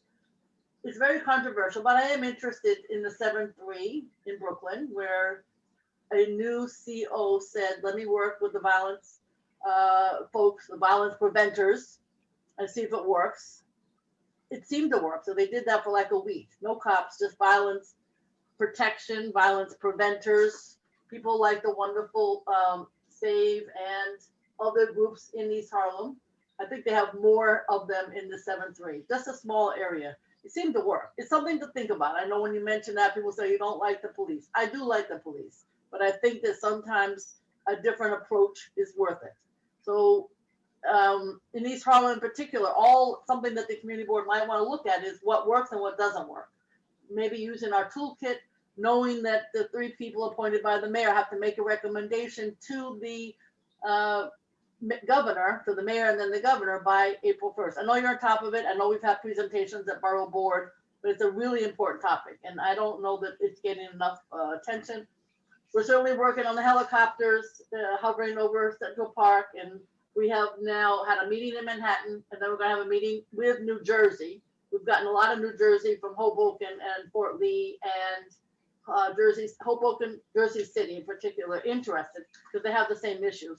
And it would be nice for them to say, we do not want people to come from Manhattan, get on the helicopter, take a picture, put it on Instagram and go home. Meanwhile, all buzzing over East Harlem, Central Park, wherever else they can find a spot, and not necessarily adding to anything that is figuring out where we can have quiet in the parks. It's a big issue. So, and then just finally, February 22 is the actual date. We extended it for applications, but if you're a current member, you need to get it in by February 1st if possible. Make a big difference to Rosie Mendez. She doesn't want to see you on February 21 coming up with your application. So get it in now and make sure that you know that we get some new members, because we want a lot of new members to at least apply.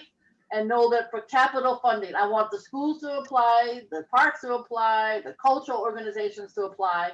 And that's due, I think, either the February 21 or February 25th, depending on what the program is. It's all on our website. Our website also has a lot of information about the housing and applications and small business and applications and art applications and brownfield applications. And then we're having another on M&M tomorrow night, another thing about COVID-19 and dispelling information. There's obviously a big number of people who don't think they should get vaccinated. And the National Black Leadership Commission on Health is having a forum tomorrow night. It's all on our website. I hope you get our newsletter, because if I say myself, it's really good. Thank you very much, CB11, for all your hard work. Thank you for yours, Gail. Do we have any questions for Gail? Please raise your hands. Go to our community board members first. Don't see any here. Okay.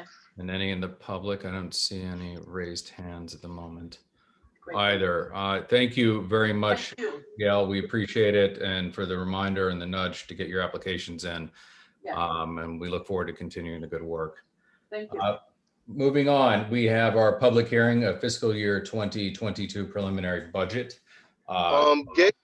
Xavier, I had a question for Gail. I didn't see your hand up, Malik. I didn't see your hand up right when I was transitioning. Go ahead, Gail. You still there? I am. Go ahead, Malik.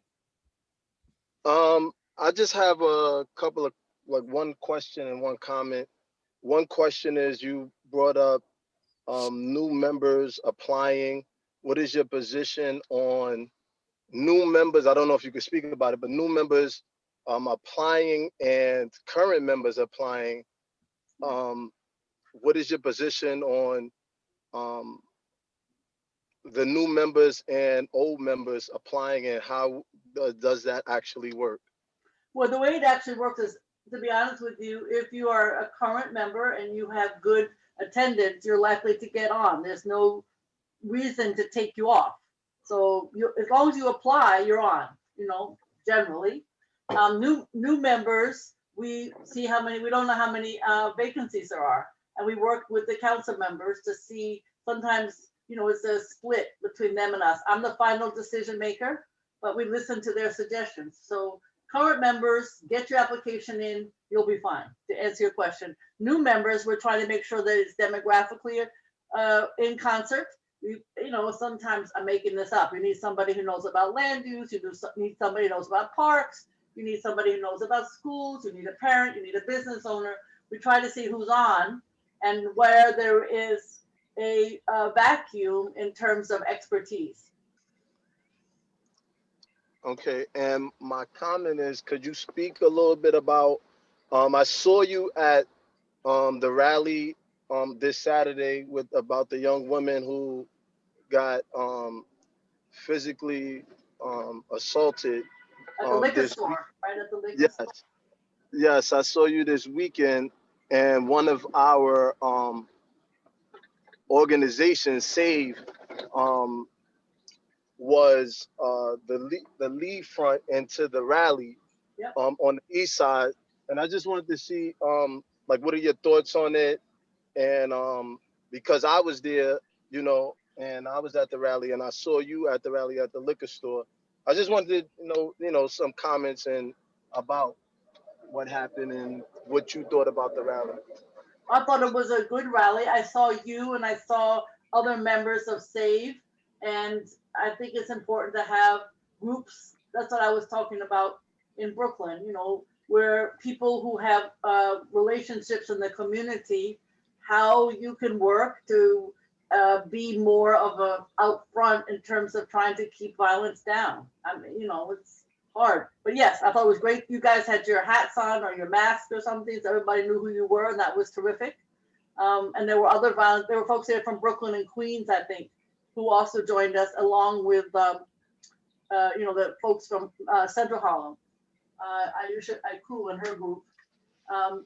You know, it's an awful, you don't want something to happen like that. I don't know that the cops have made arrests. You might know more than I do, Malik, but it shouldn't happen. There's another rally that Warm is doing on Saturday at the same location. Stephanie McGraw is doing a similar rally, I think at 3 o'clock on Saturday. So, I mean, I want to say we can't have this anymore. It's horrible. That's what I would say. Thank you. Thank you.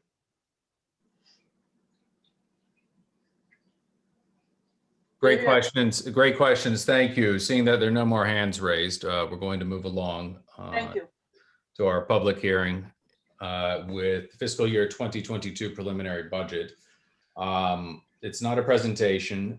So if there are any members of the public who wish to testify on an element of the budget, in particular details of it that you reviewed and something that you have an opinion or position on, this is your opportunity to speak before the community board. It will be documented.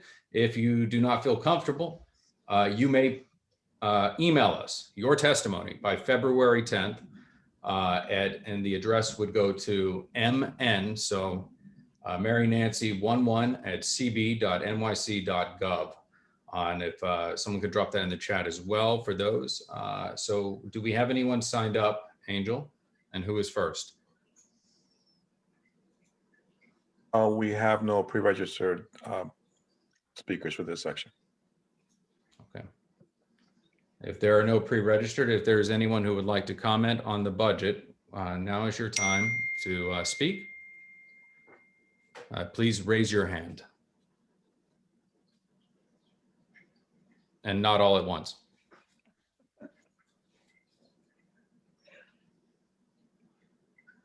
Okay. I see that I have one hand from Nye Whitaker. Nye?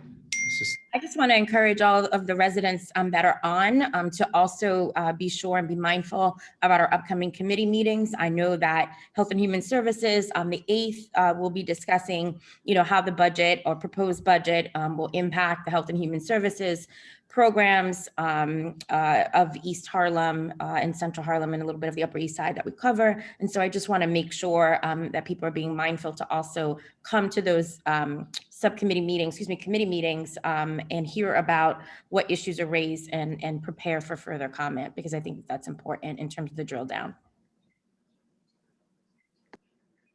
Thank you, Naib, for that reminder. And Eva, did you have a question? Because this section is for the members of the public to register their position on the budget, because we do our work in committee. Oh, sorry, I thought it's for everyone to talk about the budget. No, yeah, our work is out in public view during our committee work, and then we vote on it. So yeah, it gets confusing sometimes, but yes, glad I could clarify. Seeing that there are none from our attendees, I'm going to close out this section and move along to our business session. It is now 8:20. I thank everyone for your patience. The first month's meeting is usually very jam-packed as we have more of our elected showing up and we have to start our budget process and everything. I'm going to pass the baton over to Nilsa, and we're going to call the roll. Angel, if you would be so kind.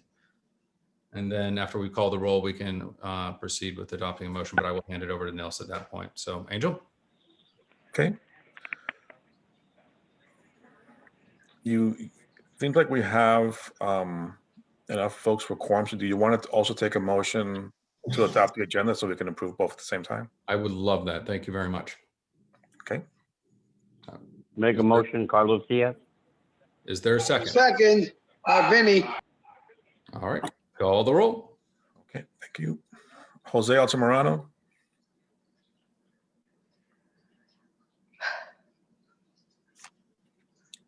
Jose Altamirano.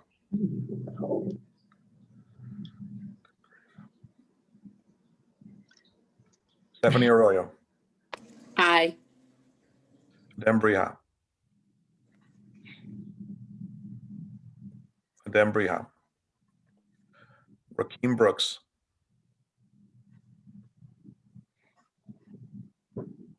Rakeem Brooks. Yolanda Brown. Present. Eva Chan. Ann Collier.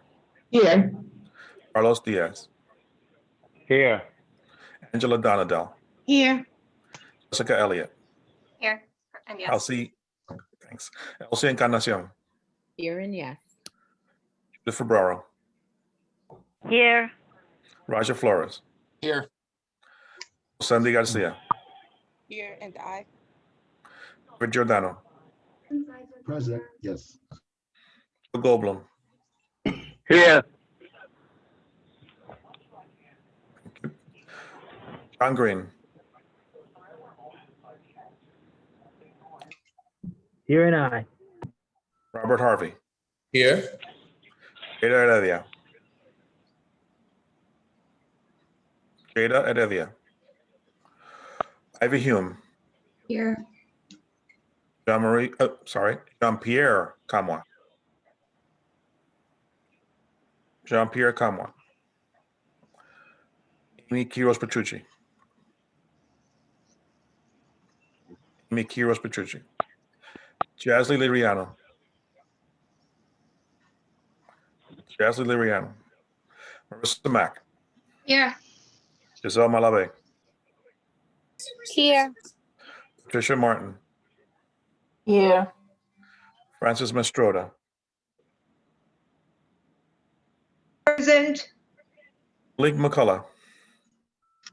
Present. Jennifer Meyer. Here. Jessica Morris. Yes. Nelsa Orama.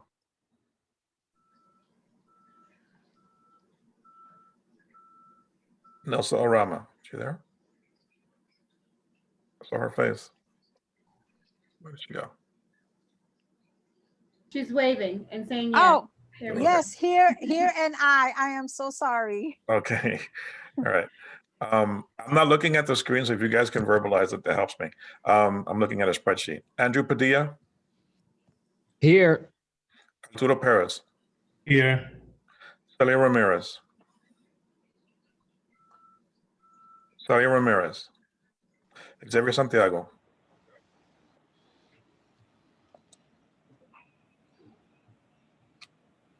Xavier, where'd he go? Dawn Sanders. Here and yes. Jeremiah Schlotman. Yes. Isaac Scott. Yes. Russell Schuler. Present, yes. Vinnie Torres. Presente y presente. Jason Villanueva. Yes.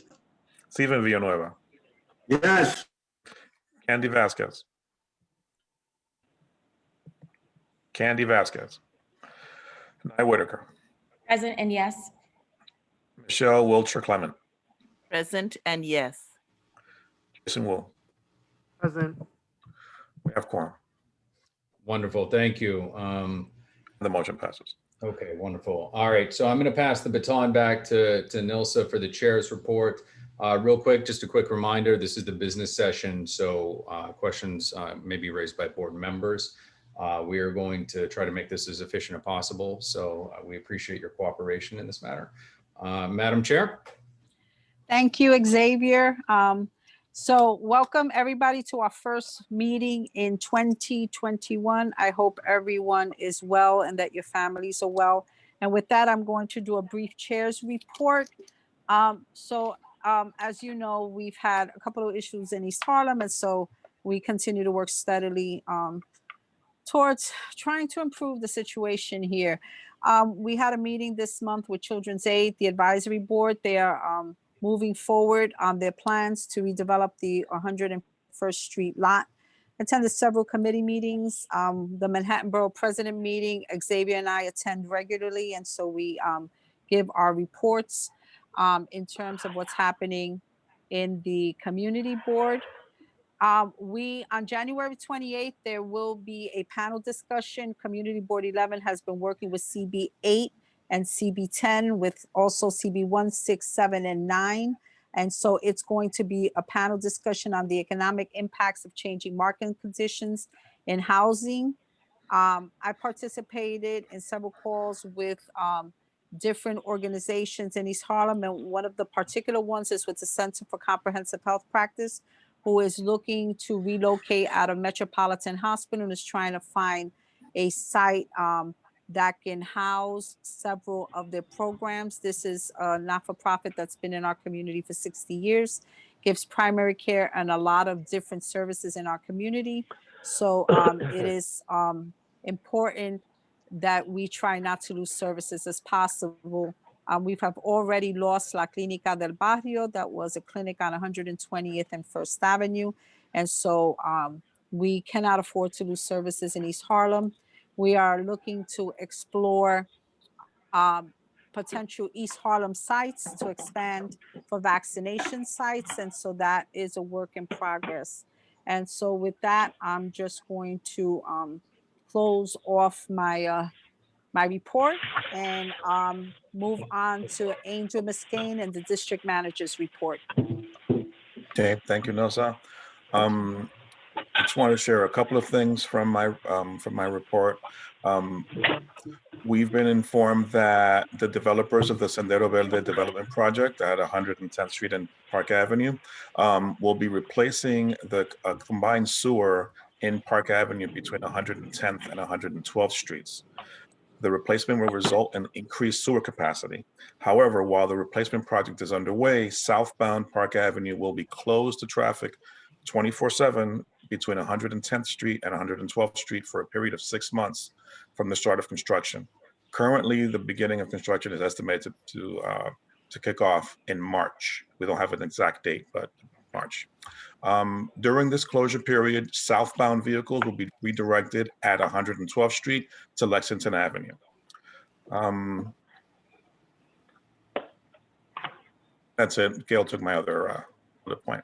The rest of it, it's for information purposes. Okay, with that, we're going to move on to officers' reports, and we're going to do one roll call vote to approve all the reports as a matter of record. So with that, I will move to Xavier Santiago, the vice chair of CB11. Thank you, Madam Chair. I will do my level best to be briefed. Again, you already called out the amount of work that we're doing community boards. We had our COVID-19 vaccine event, which had 8, 9, 10, 11, and 12. We have several others slated up, and as you can see, we are working together more than we ever have. And I think there is a spirit of continuing this when we reopen. Please, with your committee work, if you need to get connected to your sister committees at other boards, let us know. We'll get you connected, and you will find eager partners there. Unfortunately, I had to attend a vigil on January 7th for the sudden loss of Kimi Balde. And it is still being finalized what exactly happened. But during this pandemic, we have seen an uptick of DV, human trafficking, drug use. And it's important that if you know someone who is being affected, please connect with us. We can get you to organizations such as WARM, Violence Interrupters, such as Go So and Save, and many others. We have to, again, we've had several presentations. I cannot impress upon you enough. These issues are affecting our community and really exposing the inequity here. So finally, we already addressed the Children's Aid event. I was glad to have John Green there, David Giordano, of course. MLK Day, I served with, and along came one of our community board members, Dawn Sanders, as we distributed food and coming together with all of our electeds and just giving back. And I can't tell you enough, if you want to be involved, let us know, because we're here. And I know COVID is still very real, but I've got additional N95 masks and plenty of hand sanitizer and gloves. But just, you can send me an email. And then on two final notes, or three, 125th Street Working Group. Again, it's a testament to how long the work we have pursued all last year, 7, 8, 9 months, with getting Oasis to the table. They're now there. They were always part of it, but had disconnected, and that allowed our assemblyman to have a conversation, and then our council member. And now we're sitting there and we're starting to see some of this relationship build, and we hope to eventually bring them to our Human Services Committee, but they're still getting their feet wet. Again, there are huge issues, and everyone acknowledges that we want it to be more of a human-centric approach. I also attended the council members' 110th Street corridor, because although similar, there are different issues affecting that corridor over there. And we are still assessing the concerns, because we have a high amount of needles, people passed out on the street, and children are being exposed to this. They're losing their innocence, but we also want to be able to get people the assistance and help they need. And then a final bit, I was invited to be part of a panel dealing with ranked choice voting that'll be coming up, and just talking at it from a thought leader perspective, and kind of helping people plug in and understand the concept more. So that's about it. Email I will drop in the chat. I appreciate everyone for your service, both here on our community board and the public at large. Thank you so much, Xavier. And with that, I'm going to move to the treasurer. Stephen, would you like to give a report, or not at this time? I'm sorry, Jason, not Stephen. No report. Okay, thank you. And so Judith, do you have a report from the secretarial standpoint, or not at this time?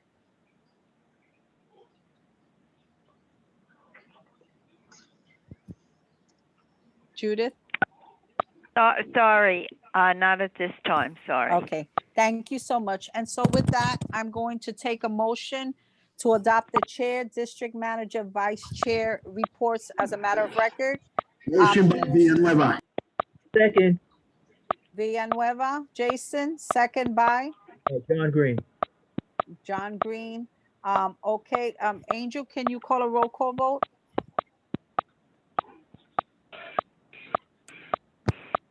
Sure thing. One sec. Jose Altamirano.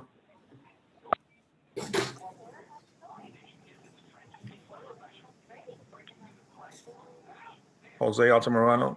I cannot hear you, Jose. Are you? It misses UI, Angel.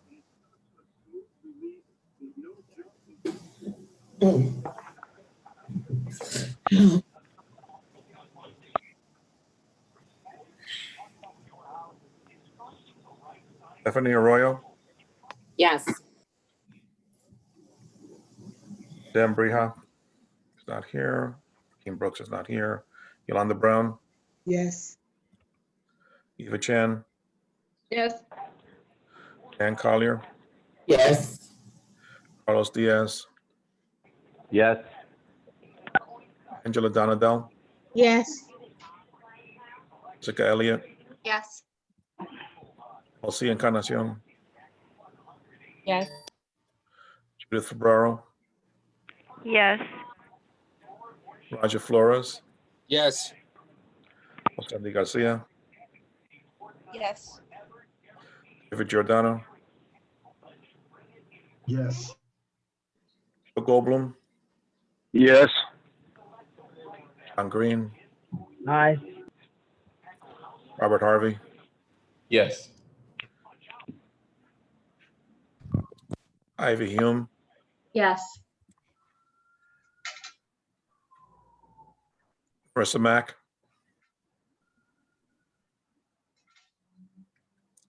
Marissa Mack, Giselle Yes. Malave. Whoop, there we go. Giselle, Yes. Patricia Martin, Yes. Francis Mastrota, Yes. Malik McCullough, Yes. Jennifer Meyer, Yes. Jessica Morris, Yes. Nelson Arama, Yes. Andrew Padilla, Yes. Arturo Perez, Yes. Don Sanders,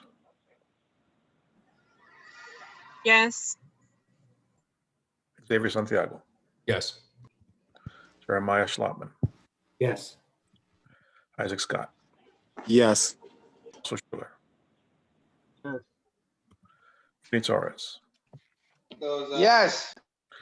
Jason Villanueva, Yes. Stephen Villanueva, Yes. Nye Whitaker, Yes. Michelle Wiltshire Clement, Yes. Jason Wu. Yes. Motion carries. Thank you. With that, we are going to move to the committee reports, and we're going to start with Environment, Open Space, and Parks. Thank you, Nelsa. You're Happy to go welcome. first. You know, there all the notes are in the meeting minutes, but just a couple highlights for the group. Randall's Island Park Alliance is looking to hire for a number of positions for the new season, beginning in early March. It's posted on their website. They're accepting spring and summer permitting as of right now.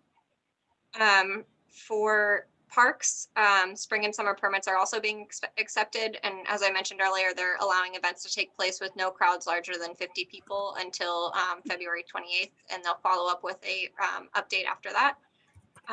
Thomas Jefferson Playground is slated to finish at the end of this month. There is an ongoing green energy, arts, and anti-racism activities for Marcus Garvey Park. And there's opportunities for retaining walls for public art. So if you have any input on public art or artists, please reach out to Jana at NYC Parks. I can put her information in the chat. Pelham Fritz, they're waiting for the building permit in order to begin work. Friends of the East River Esplanade was at our meeting, and we'll be at our next meeting to present a letter for the ongoing concerns at the Esplanade with Civitas. So we're looking forward to that.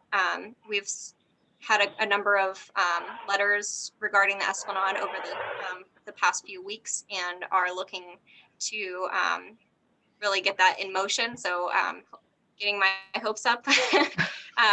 So Cuomo has reached out for a report of damages, and they're building a coalition in that front. More on that to come soon. For Friends of the Art Park Alliance, they're working with a community crochet activist to create a walk of justice through the trees at the park. So get in touch with Debbie Quinones if you'd like to be involved with that.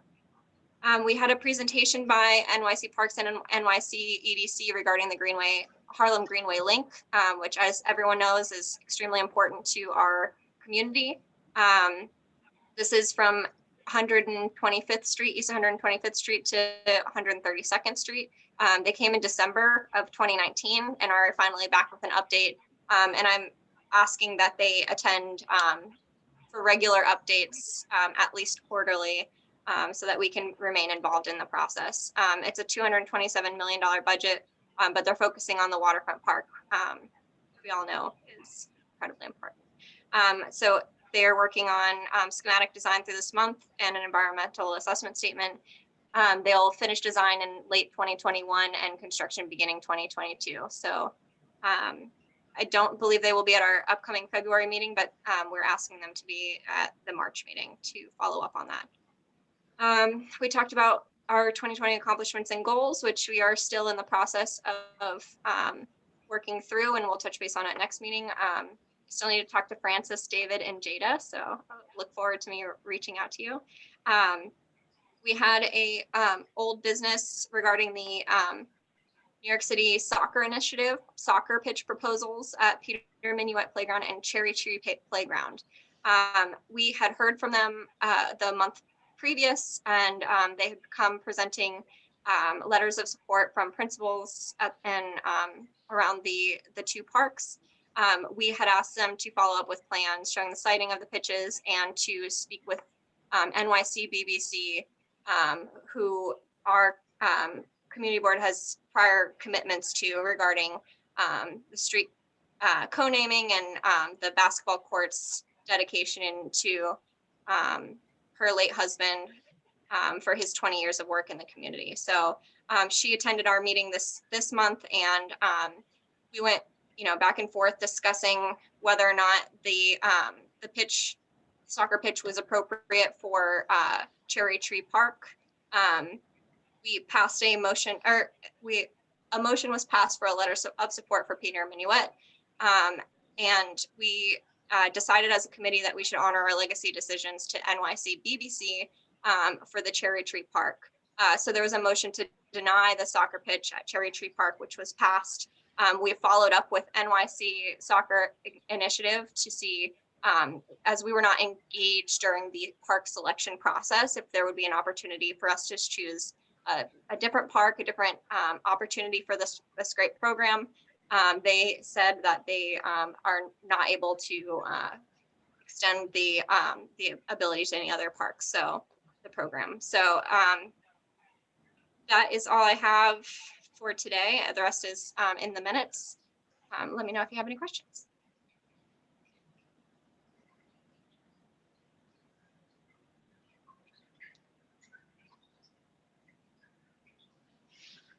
Andrew's had his hand up for a while. Yes, I'm going. Yes, we're gonna call Andrew, and then after Andrew will be Jason. Andrew.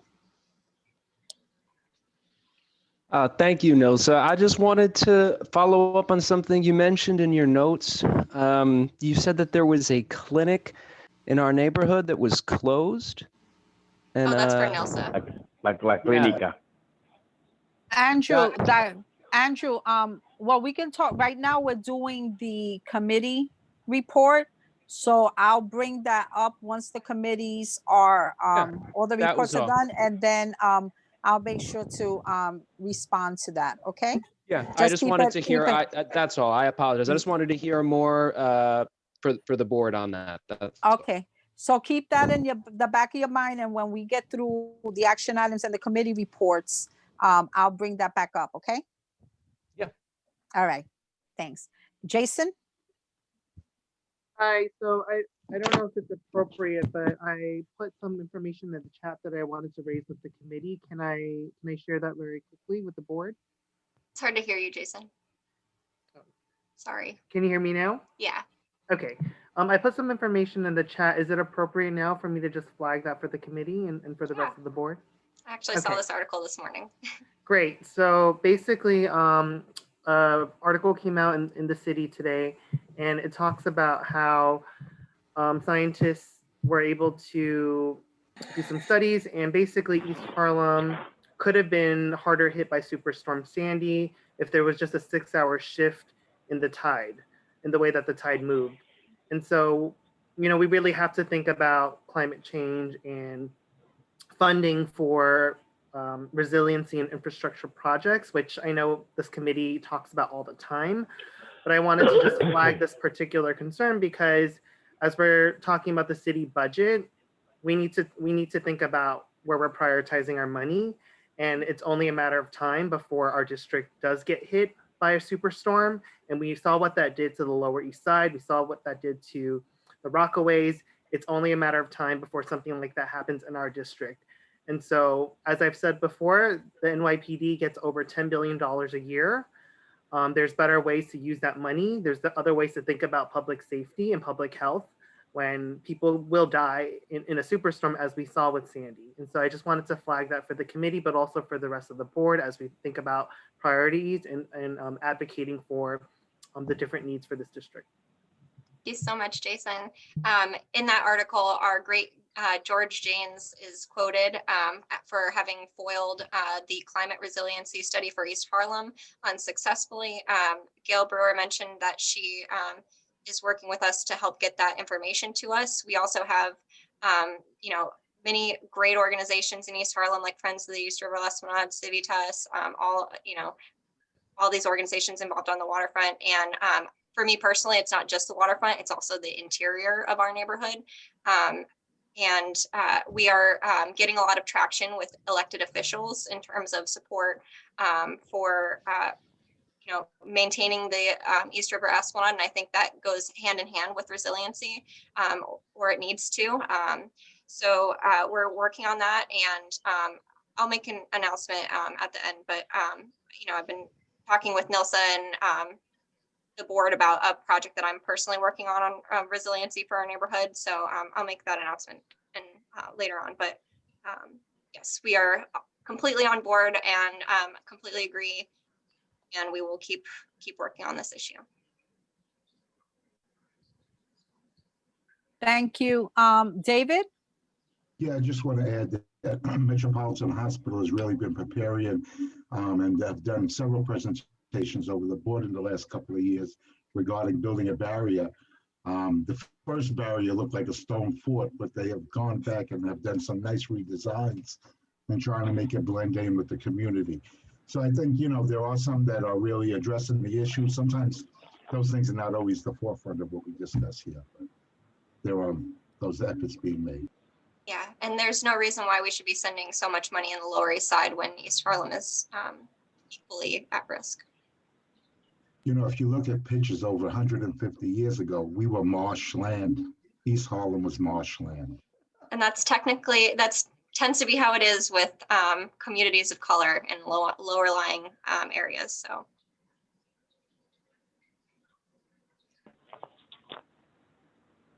Are there any other questions? Thank you, David. Okay, I see no more hands.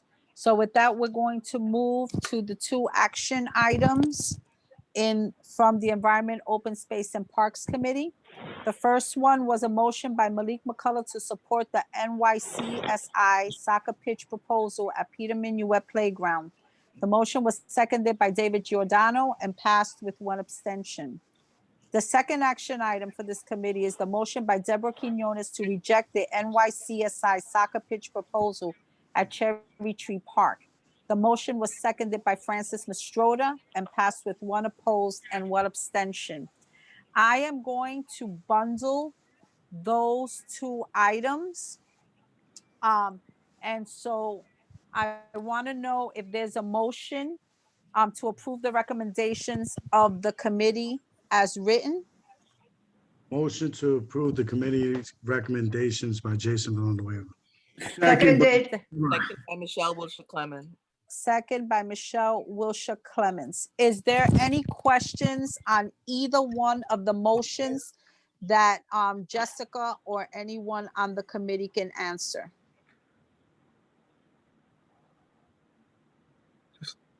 I see no questions. So with that, I'm going to have Angel call a roll call vote for those 2 items. Okay. Jose Altamirano. Aye. Can you hear me? Yes, I can hear you now. Welcome back to the speaking. Stephanie Arroyo. Aye. Yolanda Brown.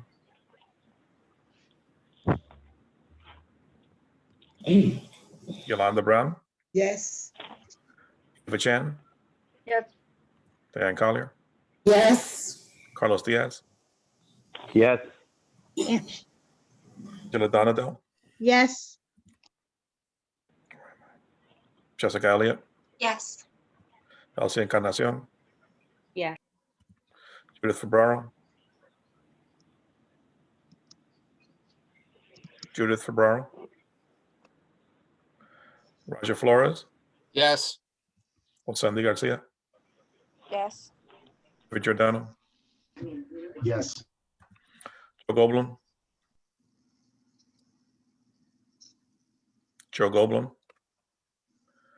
John Green, John Green, Robert Harvey, Yes. Ivy Hume, Yes. Marissa Mack, Yes. Giselle Malave, Yes. Martin, Yes. Francis Mastrota,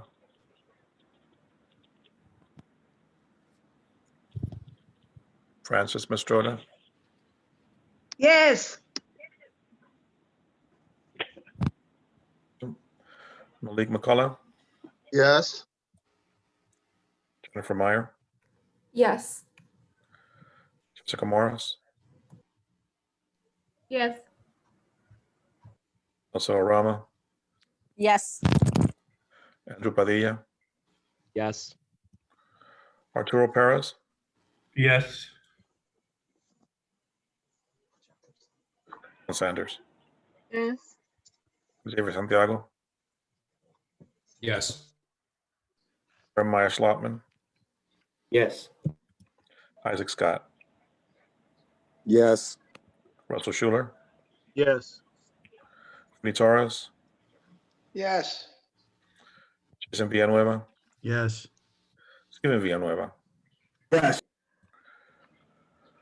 Nye Whitaker, Nye Whitaker, Yes. thank you. Michelle Wiltshire Clement, Yes. Jason Wu. Yes. The motion passes. Thank you so much. Thank you, Jessica, for your report. And with Yeah. that, we're going to move to Chair Stephen Villanueva for the Land Use Landmarks and Planning Committee report. Good evening, everyone. Thank you, Madam Chair. I was out on bereavement at our most recent committee meeting. I will give a review and any blanks to fill in. I ask our Vice Chair Elsie or Staff Liaison Angel to fill in the blanks. We had a presentation from the Metropolitan Museum of Art. They were seeking a letter of support as they are going to the Landmarks Preservation Commission with the replacement of the curtain wall. They cited some deterioration on the facade, pretty standard curtain wall facade work, but because of the landmark status, they have to go to the LPC. This is something they reached out to CBs 5, 8, 9, and 11 for, and they asked us for a letter of support. There was a motion of support, and it passed unanimously. Thank you. Is there any questions regarding Stephen's report? I see no questions. So with that, there's one action item from that committee. Sorry, It's a no, motion.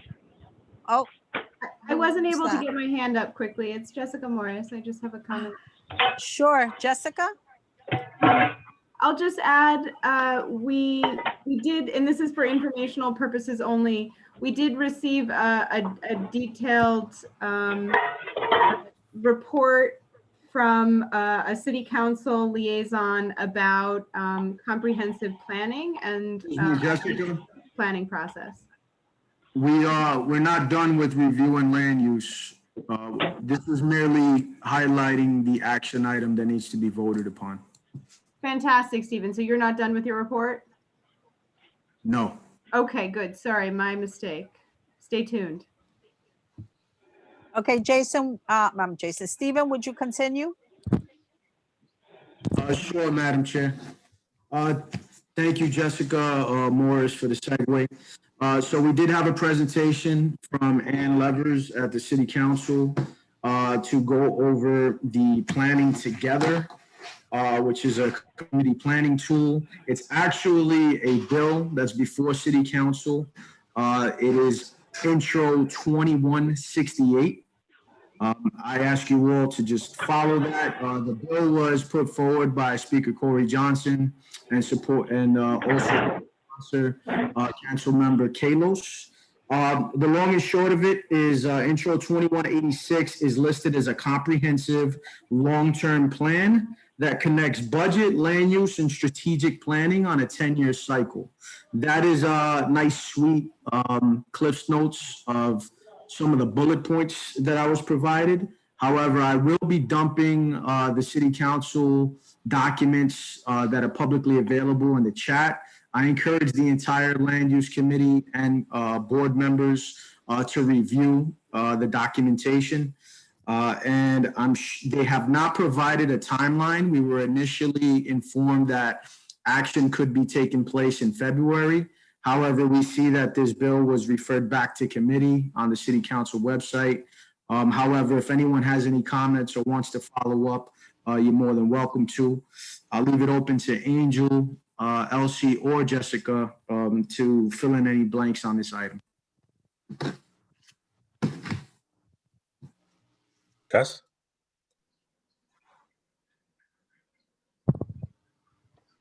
I don't have anything to follow up on. I think it's just important to know that this is on the table, and council was glad to share the process with us, and that it is the beginning of a long process, but hopefully reform to a process that has not historically been able to respond to community needs in ways that are, say, adequate. So I think it's a big step forward and something that we should continue to follow and advocate for, even though, you know, the fruits of this type of thing don't show up for 15, 20, 30 years. I think it's a generational investment that we would be making in improving the planning process.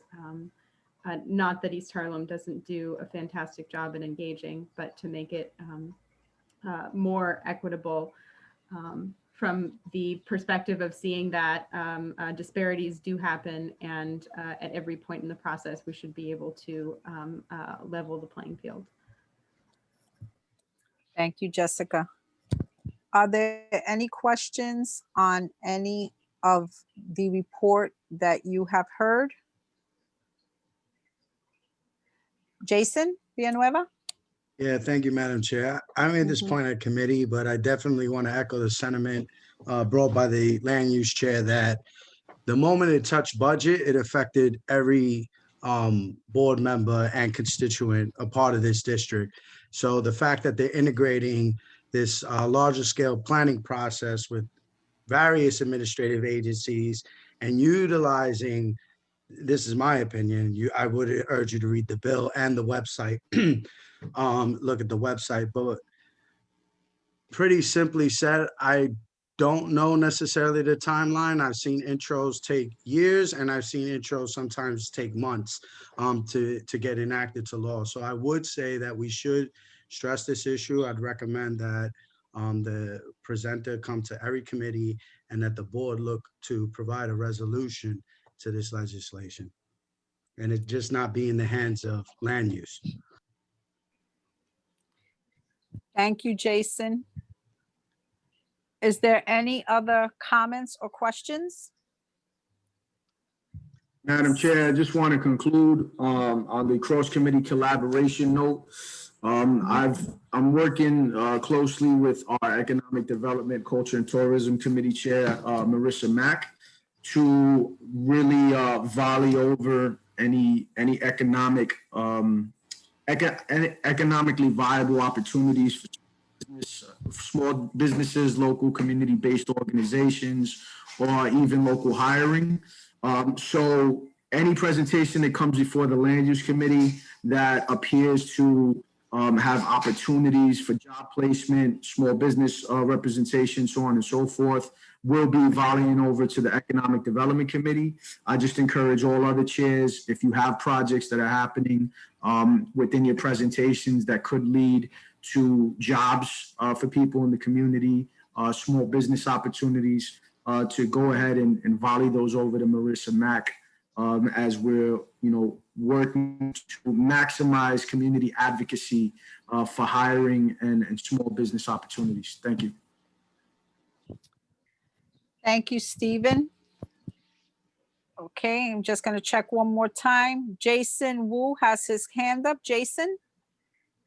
Just a quick comment, and I think that thinking more critically about the planning process is always helpful, and the process is important.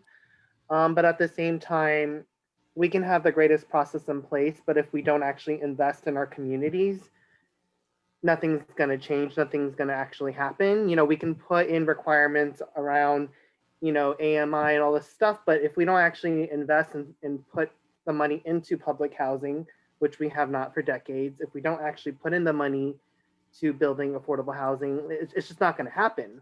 And so I hear that it's important, and I agree it's important to think about process, but also we have to fight for funding. And so that's just my comment.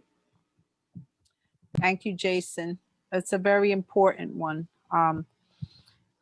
Thank you for reminding us of the importance of funding, because our communities can't survive without adequate funding.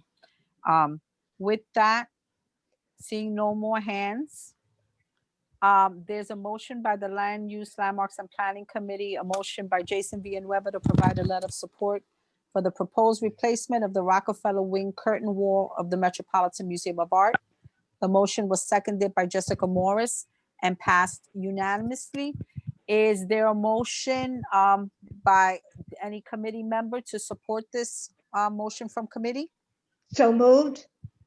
Motion by Francis Estrada, second by Second by Vinny. Vinny Torres. A roll call vote. Angel? Okay. Jose Altamirano, Aye. Stephanie Arroyo, Yes. Yolanda Brown, Yes, yes. Eva Chan, Yes. Dan Collier, Yes. Carlos Diaz, Carlos Diaz, Angela Donadell, Yes. Jessica Elliott, Yes. Elsie Encarnacion, Elsie Encarnacion, Yes. Judith Febraro, Yes. Roger Flores, Yes. Sandy Garcia, Yes. Richard Giordano, Yes. Joe Goldblum, Joe Goldblum, John Green, Aye. Robert Harvey, Yes. Ivy Hume, Yes. Marissa Mack, Yes. Giselle Malave, Yes. Martin, Yes. Francis Mastrota, Yes. Malik McCullough, Yes. Jennifer Meyer, Yes. Jessica Morris, Yes. Nelson Arama, Yes. Andrew Padilla, Yes. Arturo Perez, Yes. Don Sanders, Yes. Xavier Santiago, Yes. Jeremiah Slotman, Yes. Isaac Scott. Isaac Scott. Russell Yes, Schuler. sorry. That's all right, buddy. Russell Schuler, Yes. Vinny Torres, Yes. Jason Villanueva, Yes. Stephen Villanueva, Yes. Okay. Nye Whitaker, Yes. Michelle Wiltshire Clement, Yes. Jason Wu. Yes. Motion carries. Thank you so much, Angel. With that, I'd like to thank Chair Villanueva for his report, and I'd like to move it to executive. Vice Chair Xavier Santiago will be giving the executive report as he did the most of the meeting, and so he will be reporting on it. Xavier? Thank you, Madam Chair, and thank you to all of our executive team who attended. We had a very robust conversation. I'm going to hit the action items just for the record first, and then I'll go into our latter part of the meeting. No, just if you're gonna just give background on how the motions happened, because I intend to bundle Yes. all 4 items together to get the recommendations of the committee. Yes, Okay, I am thanks. going to give a background on that. Thank you, Madam Great. Chair. That was Thank you. these, just so everyone is aware, the liquor licenses applications came before us, including the one renewal, mainly because there was a little bit of confusion on quorum, which I will address later in the report in the minutes. And that was the only reason. The License and Permits Committee did have quorum, but were sadly mistaken. They could have taken a vote, and we had everyone there, and it was explained. All the materials were there, and so they all passed unanimously. And so I'm going to read them into the record. And otherwise, this would have been addressed during licenses and permits action items. So everyone's very clear. There was nothing on the fault of the businesses. So we had Enzo Lantini doing business as Enzo Enterprises. It's located 1885 Lexington Avenue and cross street of 118th Street. El Paso Cafe Corp had a new application as well for wine, beer, and cider at 1642 Lexington, New York, cross street 104th Street. Kalua's Cafe doing business as Kalua's Cafe, Kalua's Cafe Inc., excuse me.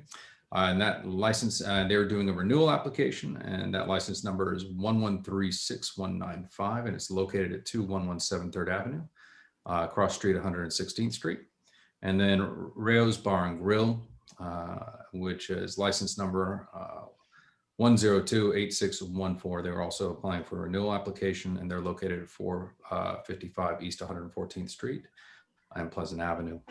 They were all bundled, and they were motioned by Judith Ribeiro and seconded by Jessica Elliott and passed unanimously.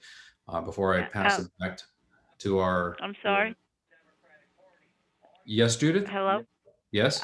Yes, Rayo's was a renewal, not new. No, that's what I said. It was a renewal with because they have an actual full liquor license, and they have a number already. So yeah, it's a renewal. Okay, I'm sorry. I thought you said new. No. The first 2 were. The latter 2 were not. So thank you. They were bundled and voted.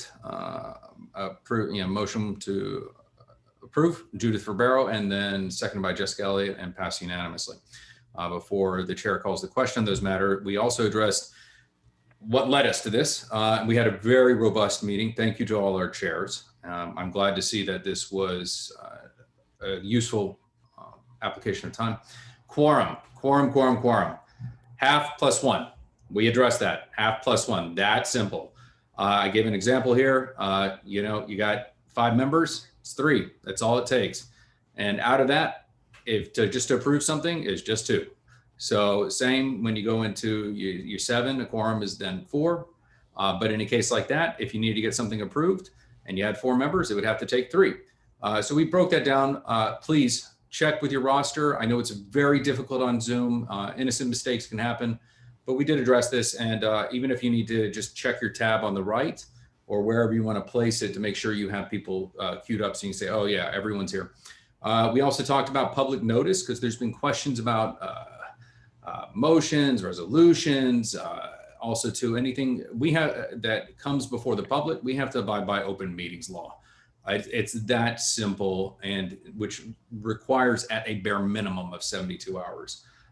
We would implore upon all of our chairs, and again, this was discussed heavily, that you try to get it ahead of time, even beyond the 72-hour minimum. But we've seen this turn around when it comes to our budget because we're up against a deadline, and it's just because of our calendar. But other items, please get them up front sooner. Zoom meetings. We've been living, breathing this all day long. Exhausting, especially since a lot of us still use it for work day to day. We had a very, again, thorough, holistic conversation about how we're to conduct ourselves as we're serving the public. There was a lot of conversation about having our cameras on.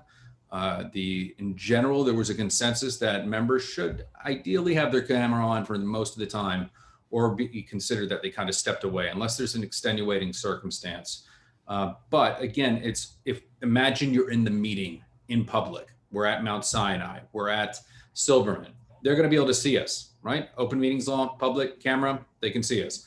But we understand if you need to step away because we're at home. I have 2 little ones, and you know, they can come in, they can bring their toys. We totally get it. So there was that general consensus we should try to keep our cameras on. There was also the chat was raised. That was again, when you take back to your committees, it's how do you use the chat effectively? We had a lot of back and forth on that and was very positive. And I think we have to remind ourselves that the chat it's a double-edged sword. It can be very effective in getting the meeting going forward. It can also be very distracting. But a parallel was drawn that saying like, it's no different.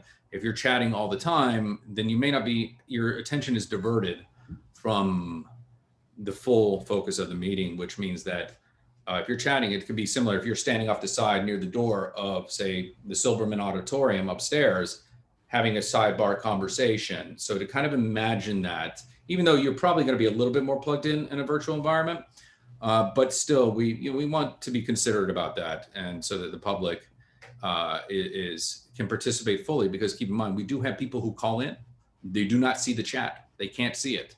So again, reminding ourselves of how we effectively use it for the dissemination of information, like emails and stuff after you've announced it. Here's the link, things like that. But again, it's one of these things that it's an ongoing conversation. Just to the membership at large, we think about how we can be better and more effective communicators and using this tool. The other issue, we did bring up, thank you, Jessica Elliott. I want to say, because of bringing up about closed captioning and translation services, Angel brought up the Civic Engagement Commission, and we're looking at exploring that further because the majority of our community either speaks English or Spanish. We do have a small Chinese population. I believe they speak Mandarin, not necessarily Cantonese. And then we also have a Senegalese population. It's smaller than that. And so looking at ways we can make our community board more accessible. Couple more, nearly there. Robert's Rules of Order, reference sheet. We've all gone through the training. Some of us are parliamentarians. And this is, in a Zoom world, very difficult. So I'm working on it. I'm going to submit to our executive committee a more condensed cheat sheet that people could have as a PDF on their computer, a print up right there, just basic understanding of how, as a simple example of what happened with our parks, giving that example of like how you're adopting the committee's recommendation and how you would vote. You know, if it's their rejection, how would you vote? Or you're supporting it or not? And kind of getting your mind to thinking that, but also having it handy there for you. Again, it'll be hopefully presented to executive next month. So thank you for the commentary, team. And then finally, a couple more items, codifying processes for better execution of goals. Basically, you know, we've want to make things more contoured and boutique for our community board. That includes our training series that we have to go through with the borough president. That's also the onboarding we get when they come to attend. And many of our newer members went through it virtually. We have found that there are areas we could improve upon, especially helping our committees and creating, if you will, benchmarks and checklists when it comes to writing a position letter or a resolution, the things you should be checking off and participating in. So that way, and they're more of guidelines. For example, you want to take up a matter, it may not be urgent, but it's something you want to look at a draft and then move it to the next month so that the committee can review it. It could be, you could entertain a motion to lay it on the table to marinate because it could be a hot topic, but you know it should be addressed soon. But working on that so that people can have those guidelines and, if you will, rails to be on. So then agency relationships. Yeah, sorry, real quick. And also too, when it comes to your working groups, it's even gonna break down if you have a working group, and we discussed about that, and that any committee meeting, any members of a committee that is a quorum, so half plus one, has to be posted publicly, has to go back to that public notice for open meetings law, right? But if it is just a working group of 3 or 4 people, great, that's fine. But then you need to report back to your committee. So making sure that's very clear. If it's anything that you want that is a subcommittee, a task force, that has to be presented to the board chair. And then only the board chair will assign whether that is going to get carved out. So it's keeping that all in mind. We're going to get this drawn out very simple, so it's easy to digest, and then we can have questions. So hopefully bringing that to executive committee next month. Agency relationships, not just for budget. As Jason and I have had many late night conversations, keep working on those relationships 24/7, checking in with them, even if it's to say, hey, this came across my desk, or I saw this article. Every committee chair should be doing this. Your vice chair should be doing this. And also helping your newer members get on board and understanding what particular roles do. And then finally, we had a brief conversation on the community advisory boards, community advisory councils, task force that exists, that because we have several, most of them after an examination are kind of in a holding pattern, a hiatus, or not active. And there are others that the chair and vice chair as a result will serve on. We had a deeper conversation on that. Yeah, so that's going to be ongoing at the discretion of the chair. And then the committees reviewed their highlights from the January meetings. Madam Chair, that is the massive brain dump for the public and for our board membership. I apologize, but wanted to be as comprehensive as possible. Thank you.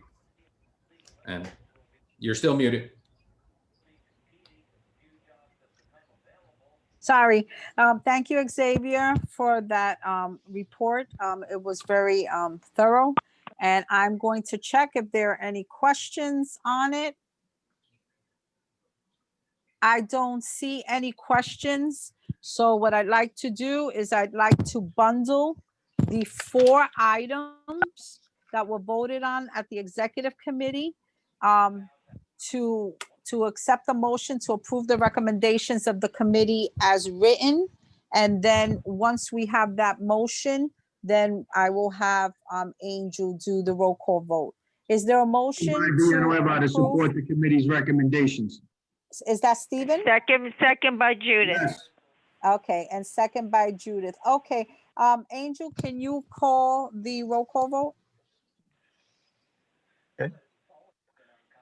Aye. Jose Altamirano, Aye. Stephanie Arroyo, Yes. Yolanda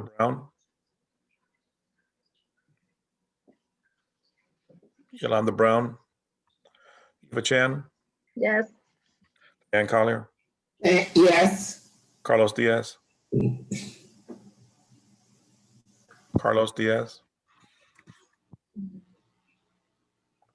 Angel, if I can, Carlos called me momentarily a few minutes ago. He said he's on, but he's having issues with the his mic. He also voted aye for those other 2 last votes. Just want to bring that to your attention. Thank you, Vinny. Angela Donadell, Aye. Jessica Elliott, Yes. C. Encarnacion, Yes. Judith Fabraro, Yes. Roger Flores, Yes. Sandy Garcia, Yes. David Giordano, Yes. Joe Goldblum,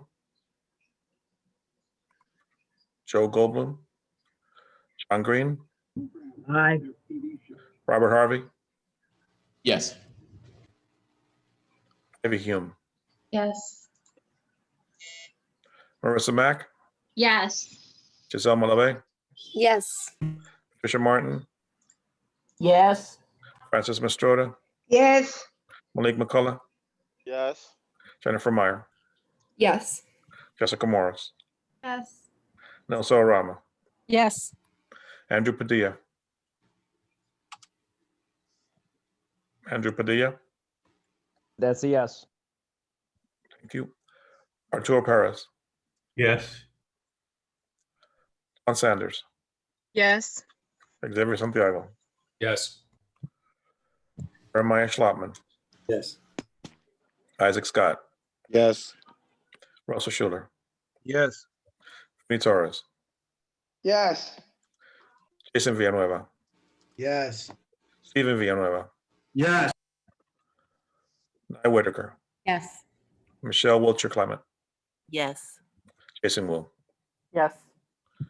Motion carries. Thank you so much, Angel.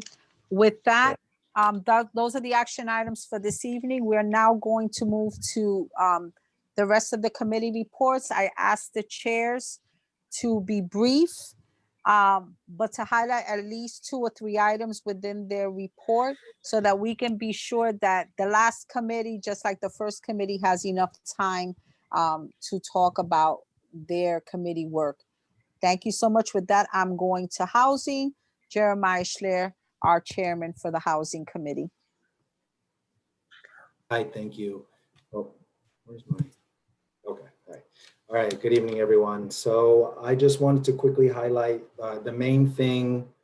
There's a lot of exciting work going on and topics being discussed in the Housing Committee, but the main thing right now, which was brought up by a couple of the elected officials, as well as by Jason Wu, I wanted to reiterate the main point that people should know, which is the passage on December 28th, 2020 of the COVID-19 Emergency Eviction and Foreclosure Prevention Act of 2020. So, you know, that'll stay any evictions or foreclosures through essentially the end of February. And this includes any court proceedings. And that stay can be extended through May 1st, 2021 if you submit a hardship declaration. I'm gonna put some more, the information that Jason Wu had put earlier in the chat. I'm gonna paste it right now again, so folks have it. It can explain a little more detail how you qualify for the hardship declaration. You know, it has more details.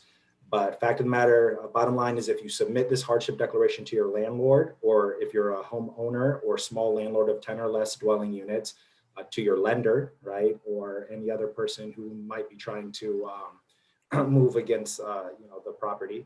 That can be extended for as much for renters as well for small landlords and homeowners through May 1st, 2021, but only if you submit that hardship declaration. Last thing to highlight about this is that there are some exceptions to what can move forward in housing court. So landlords can continue to move forward in eviction cases for folks that the landlord alleges are nuisances. So they're interfering with the use and enjoyment of other tenants, or they're creating a safety issue, right? Those are allowed to move forward. And on the tenant side, emergency cases for repairs to correct conditions may continue to move forward, as well as illegal lockout petitions. So that's the main summary I wanted people to know. There's more information in the minutes. I'm going to paste now the information in the chat again. If anyone else has any questions, I'm happy to answer them specifically. But this stay also, I've had questions about it, applies to all types of housing, okay, in New York. So public housing residents in administrative hearings as well, termination of tenancy, it applies to them as well. So thank you. Thank you, Jeremiah. Are there any questions for Jeremiah? I don't see any questions. So with that, thank you, Jeremiah, for your report. And we will move on to Public Safety and Transportation. Chair Jose Altamirano.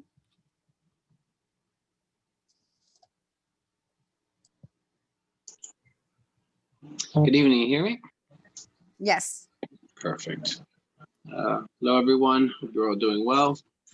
Today we, since I'm going to keep it brief, we had a DSNY presentation, and basically they're proposing a rule that establishes requirements for carters operating in commercial waste zones.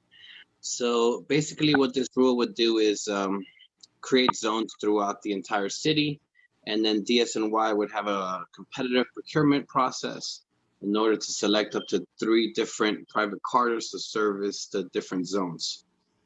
The advantages to this is there would be less mileage driven by carding trucks, customer service requirements, requirements for collective recycling materials, which currently there is none. There is no requirement in commercial waste, which is a shame. But the committee had some issues. There is a way to engage. They have a hearing and we can give in written testimony by February 9th, which we will be doing so. Luckily, our committee meets before that, so we're going to iron out the language before that. Our main concerns is pricing. Prior to a few years back, when it was basically allowed for commercial business to choose whoever they wanted, whoever was more competitive, there was a time when organized crime had a lockdown and you were told who you're going to use and how much you were going to pay, and that was simply what it was.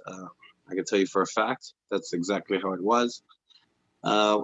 Our main concern is that pricing would escalate, which is something that our small businesses do not need currently. They're already having hardships. And obviously, we're hoping to establish a kind of tier system, but inside the legislation, what they're doing now is they're giving a maximum of what they can charge. However, that doesn't mean that they have to charge less. So a business that doesn't have much commercial waste, like currently, for my example, I'm paying $35 a month. In a restaurant, which has a significant more amount of waste, would pay a significant amount more. So you would have to kind of make a tier for that business that doesn't have a lot of waste.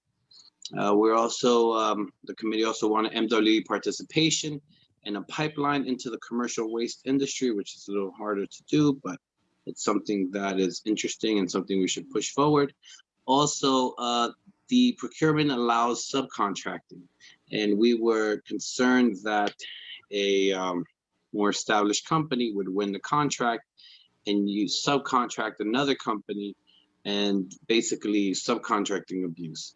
So we were hoping that DSNY can put that into their future legislation. And that's something that we're going to be working on.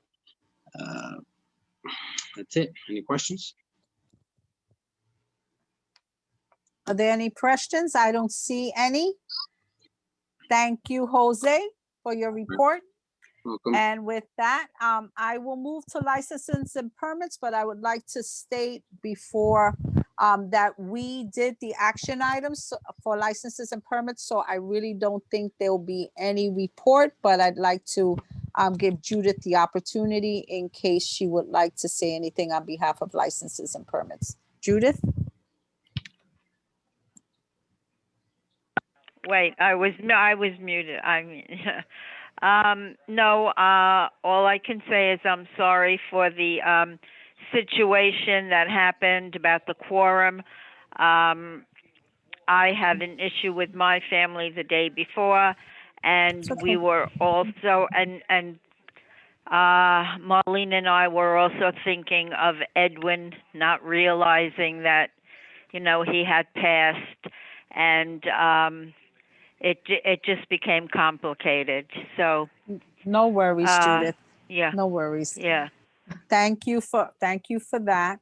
And so the work got done in executive, and next month is another month.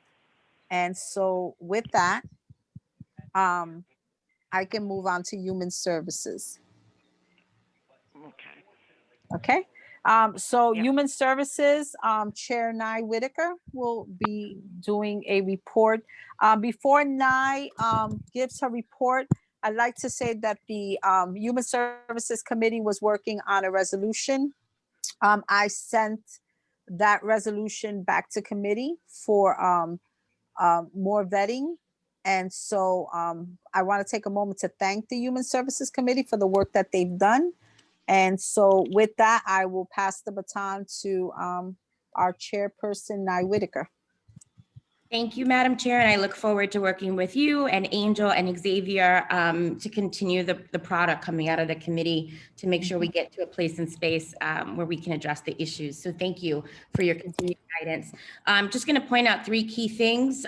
One, we had a great presentation, and we will continue to have a standing item on our agenda regarding the pandemic. And so we had a presentation from the East Harlem Health Action Center giving us updates. I want to remind the community that the East Harlem Health Action Center, located just off of 115th Street in Lexington, is available to us as a site for testing. It is also a vaccination site for those in category 1A and 1B. And they are also providing mobile units that can come to your complexes. For example, today, I know they were over at Lakeview houses, and they've been traveling throughout the district. So just want to make sure, and I can drop into the chat the email for Padmore John, who's on the neighborhood response operational team, should you like to request to have services brought to your complex, particularly for those who are seniors or maybe disabled or shut in. Also just wanted to thank those who partnered with us for the Martin Luther King Day of Service. As Manhattan Borough President Gail Brewer mentioned, we did a day of action across the borough, making sure that we got PPE out there. And so we were able to distribute 92,484 pieces of PPE across our district, got thousands of people tested between 125th and Lex and 125th and Adam Clayton Powell. And it was just a great way to show, partnership and coalition building across several of our districts. And so was really proud of that effort and want to thank New York City Health and Hospitals and the East Harlem Health Action Center for their support of that.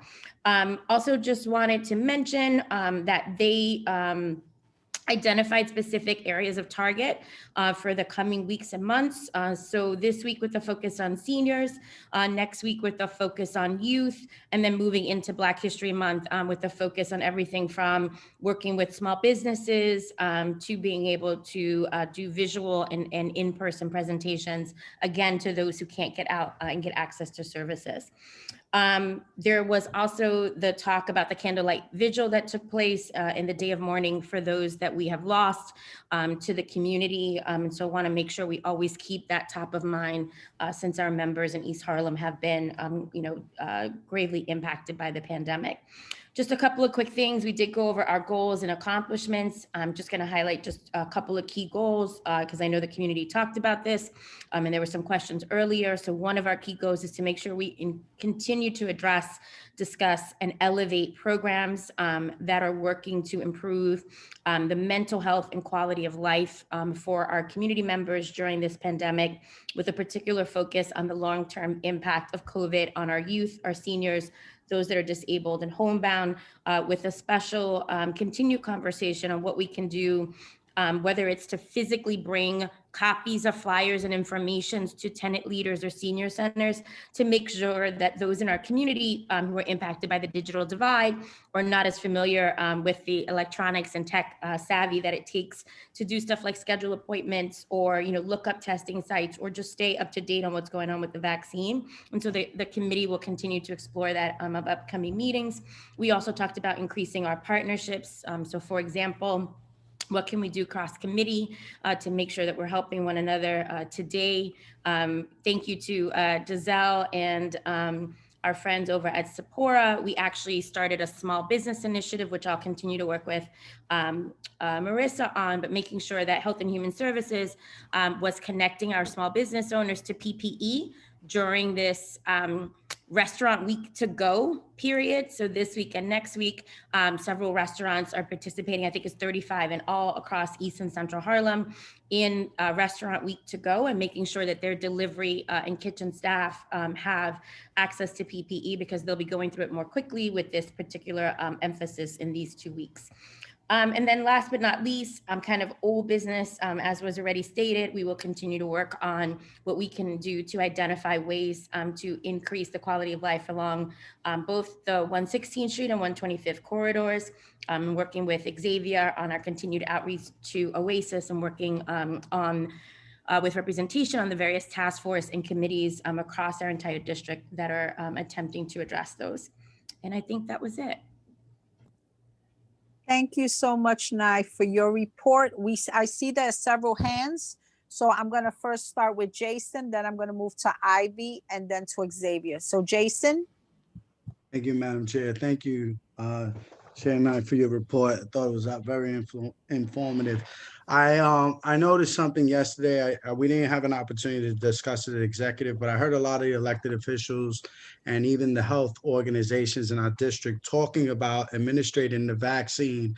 But Governor, just it's a point of information and concern for the district.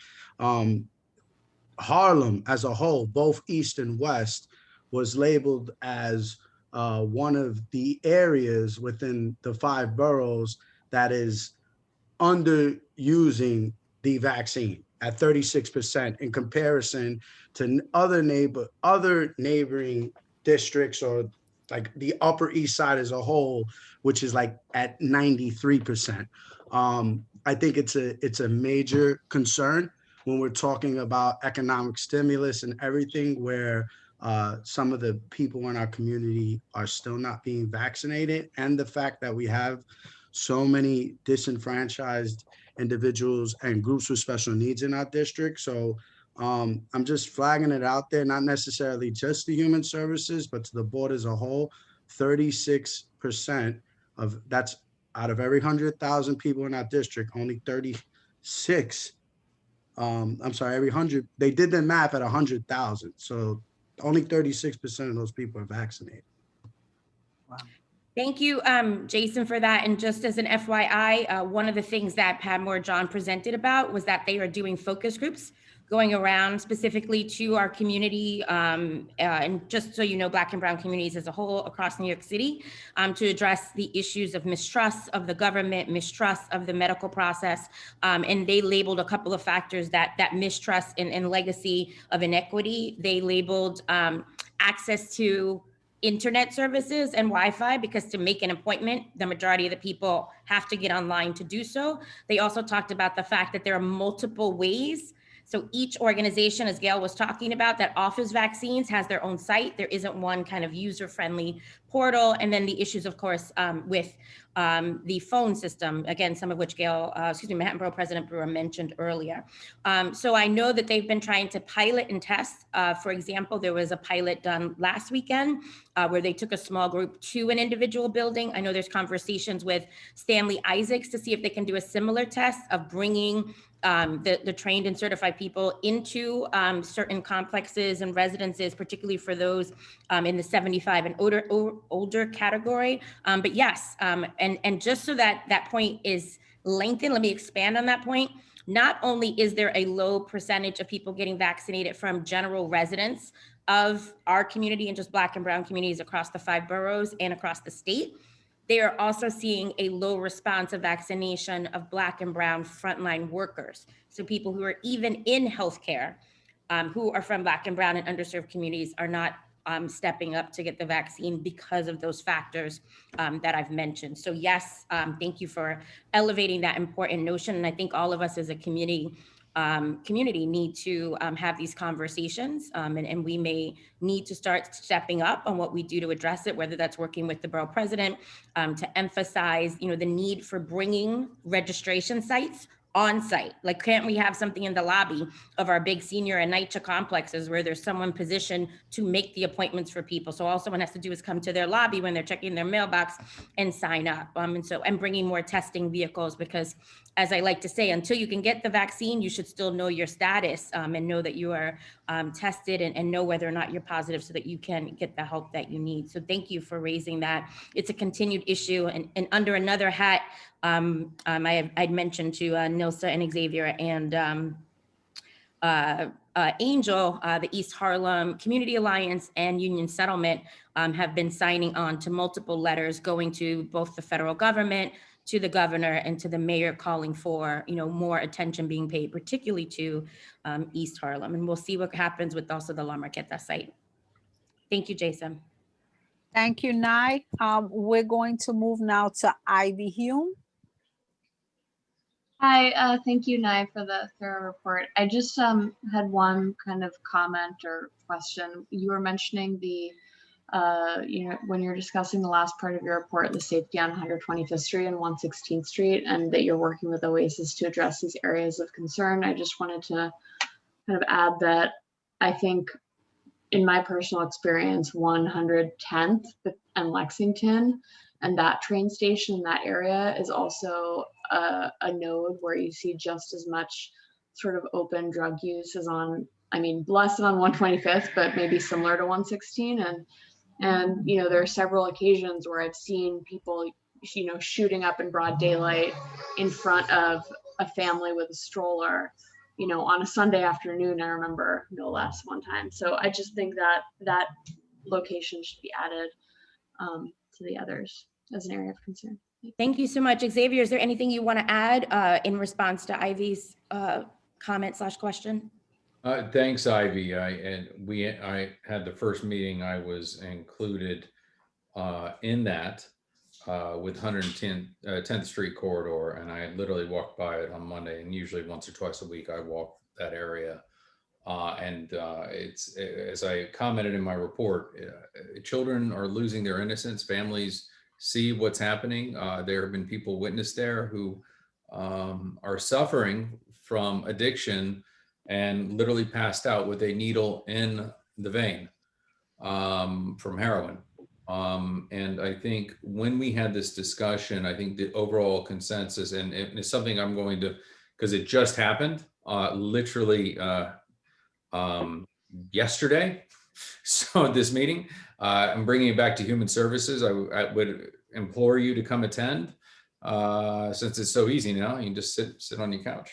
And I'll go into more detail on it, but I think in general, everyone's consensus is we're trying to find a human-centric approach to it. And I can weigh out the discussion because both of these groups are council members, and they seem similar on the face, but they're different populations, and there is not any overlap, even including but not limited to 116th.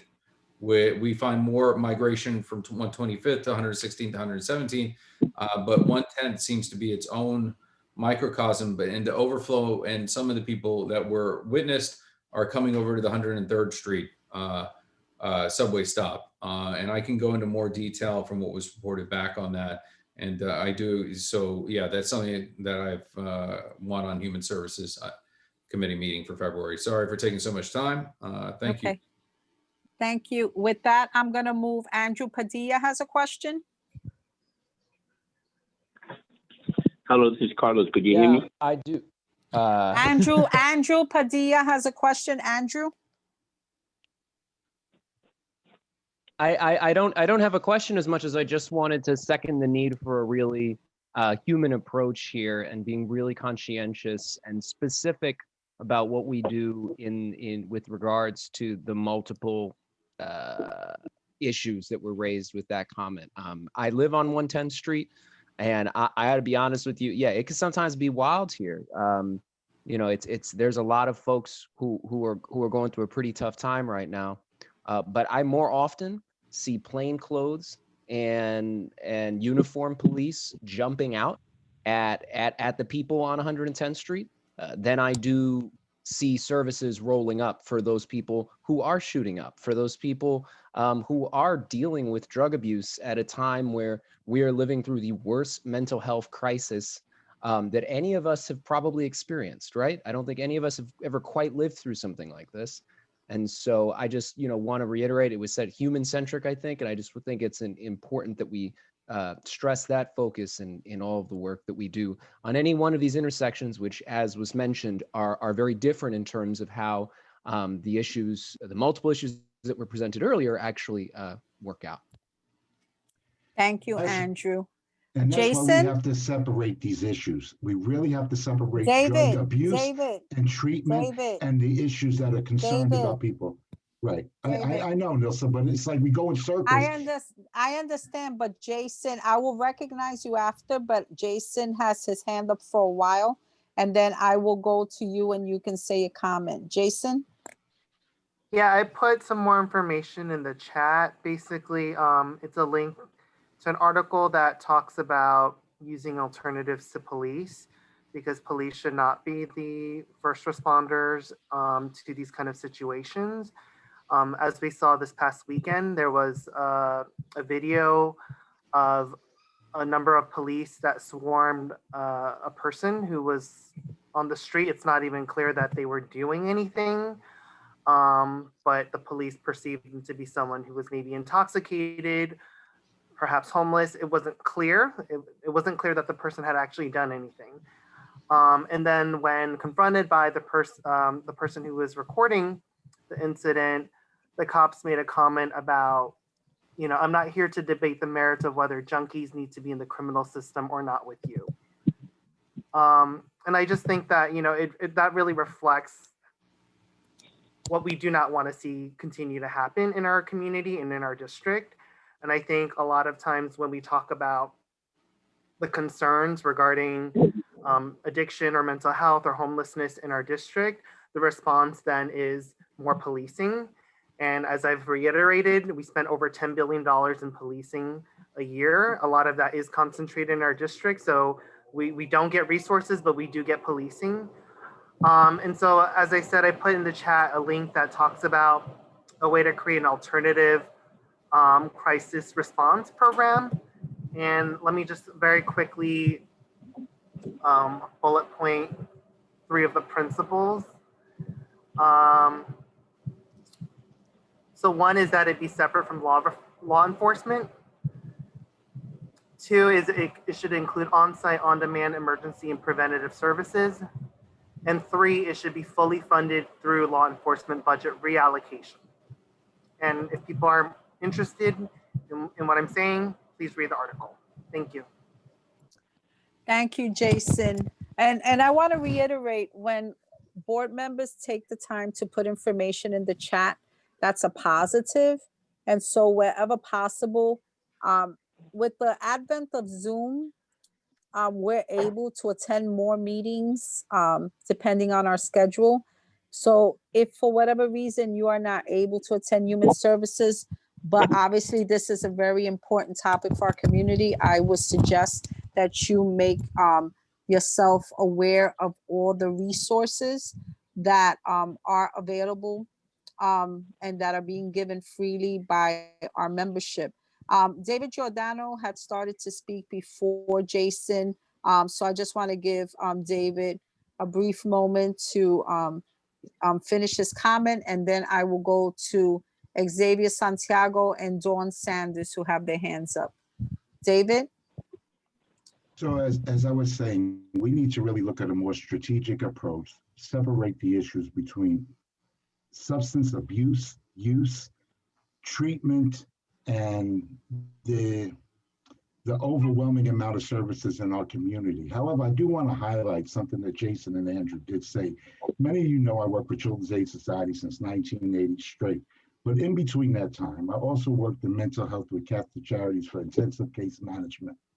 And through that experience and work, we do have to be more sensitive in how we approach people who are suffering from substance abuse and mental illness. And I'll share one experience. You know, when you dial 911 and you say emotionally disturbed person, do you know who comes first? Not the ambulance, the police come first. And depending upon which group of police you have, and I've been in a home where a man was tearing up his own room. 2 rookie police came in, drawing their guns, and their intent was to take this man down by any means. It wasn't until I put myself in between them and said, call the unit, call the special victims unit, have them come. And then trained officers came in who were able to diffuse the situation and take that man down with minimal physical confrontation. And again, we have to be more humanistic in our approach to resolving this issue in our community. Many of those substance abuse places own property in this community and came here and purchased property when it was unfortunately very cheap. And now they have a stake in the community. How do we partner with them to resolve the issues? So I think we need, and I did read the resolution that we did put out, we were looking to put out, and I do have to say, I do want to work with the committee to take a more strategic approach in separating the issues so that we can deal with them. See, we put it all together, we never resolve anything. So I echo what Andrew and Jason are saying and how we approach people no matter what they're suffering from. Thank you. Thank you, David, for your thoughtful comments. Xavier, and then Dawn. Madam Chair, if I Hi. could allow Dawn to speak prior, and then I'll try to do my best to button things up so we can move the agenda along, please. Yes, okay, Thank you. Dawn? Yes, I actually was typing up what I was going to say just in case we ran out of time.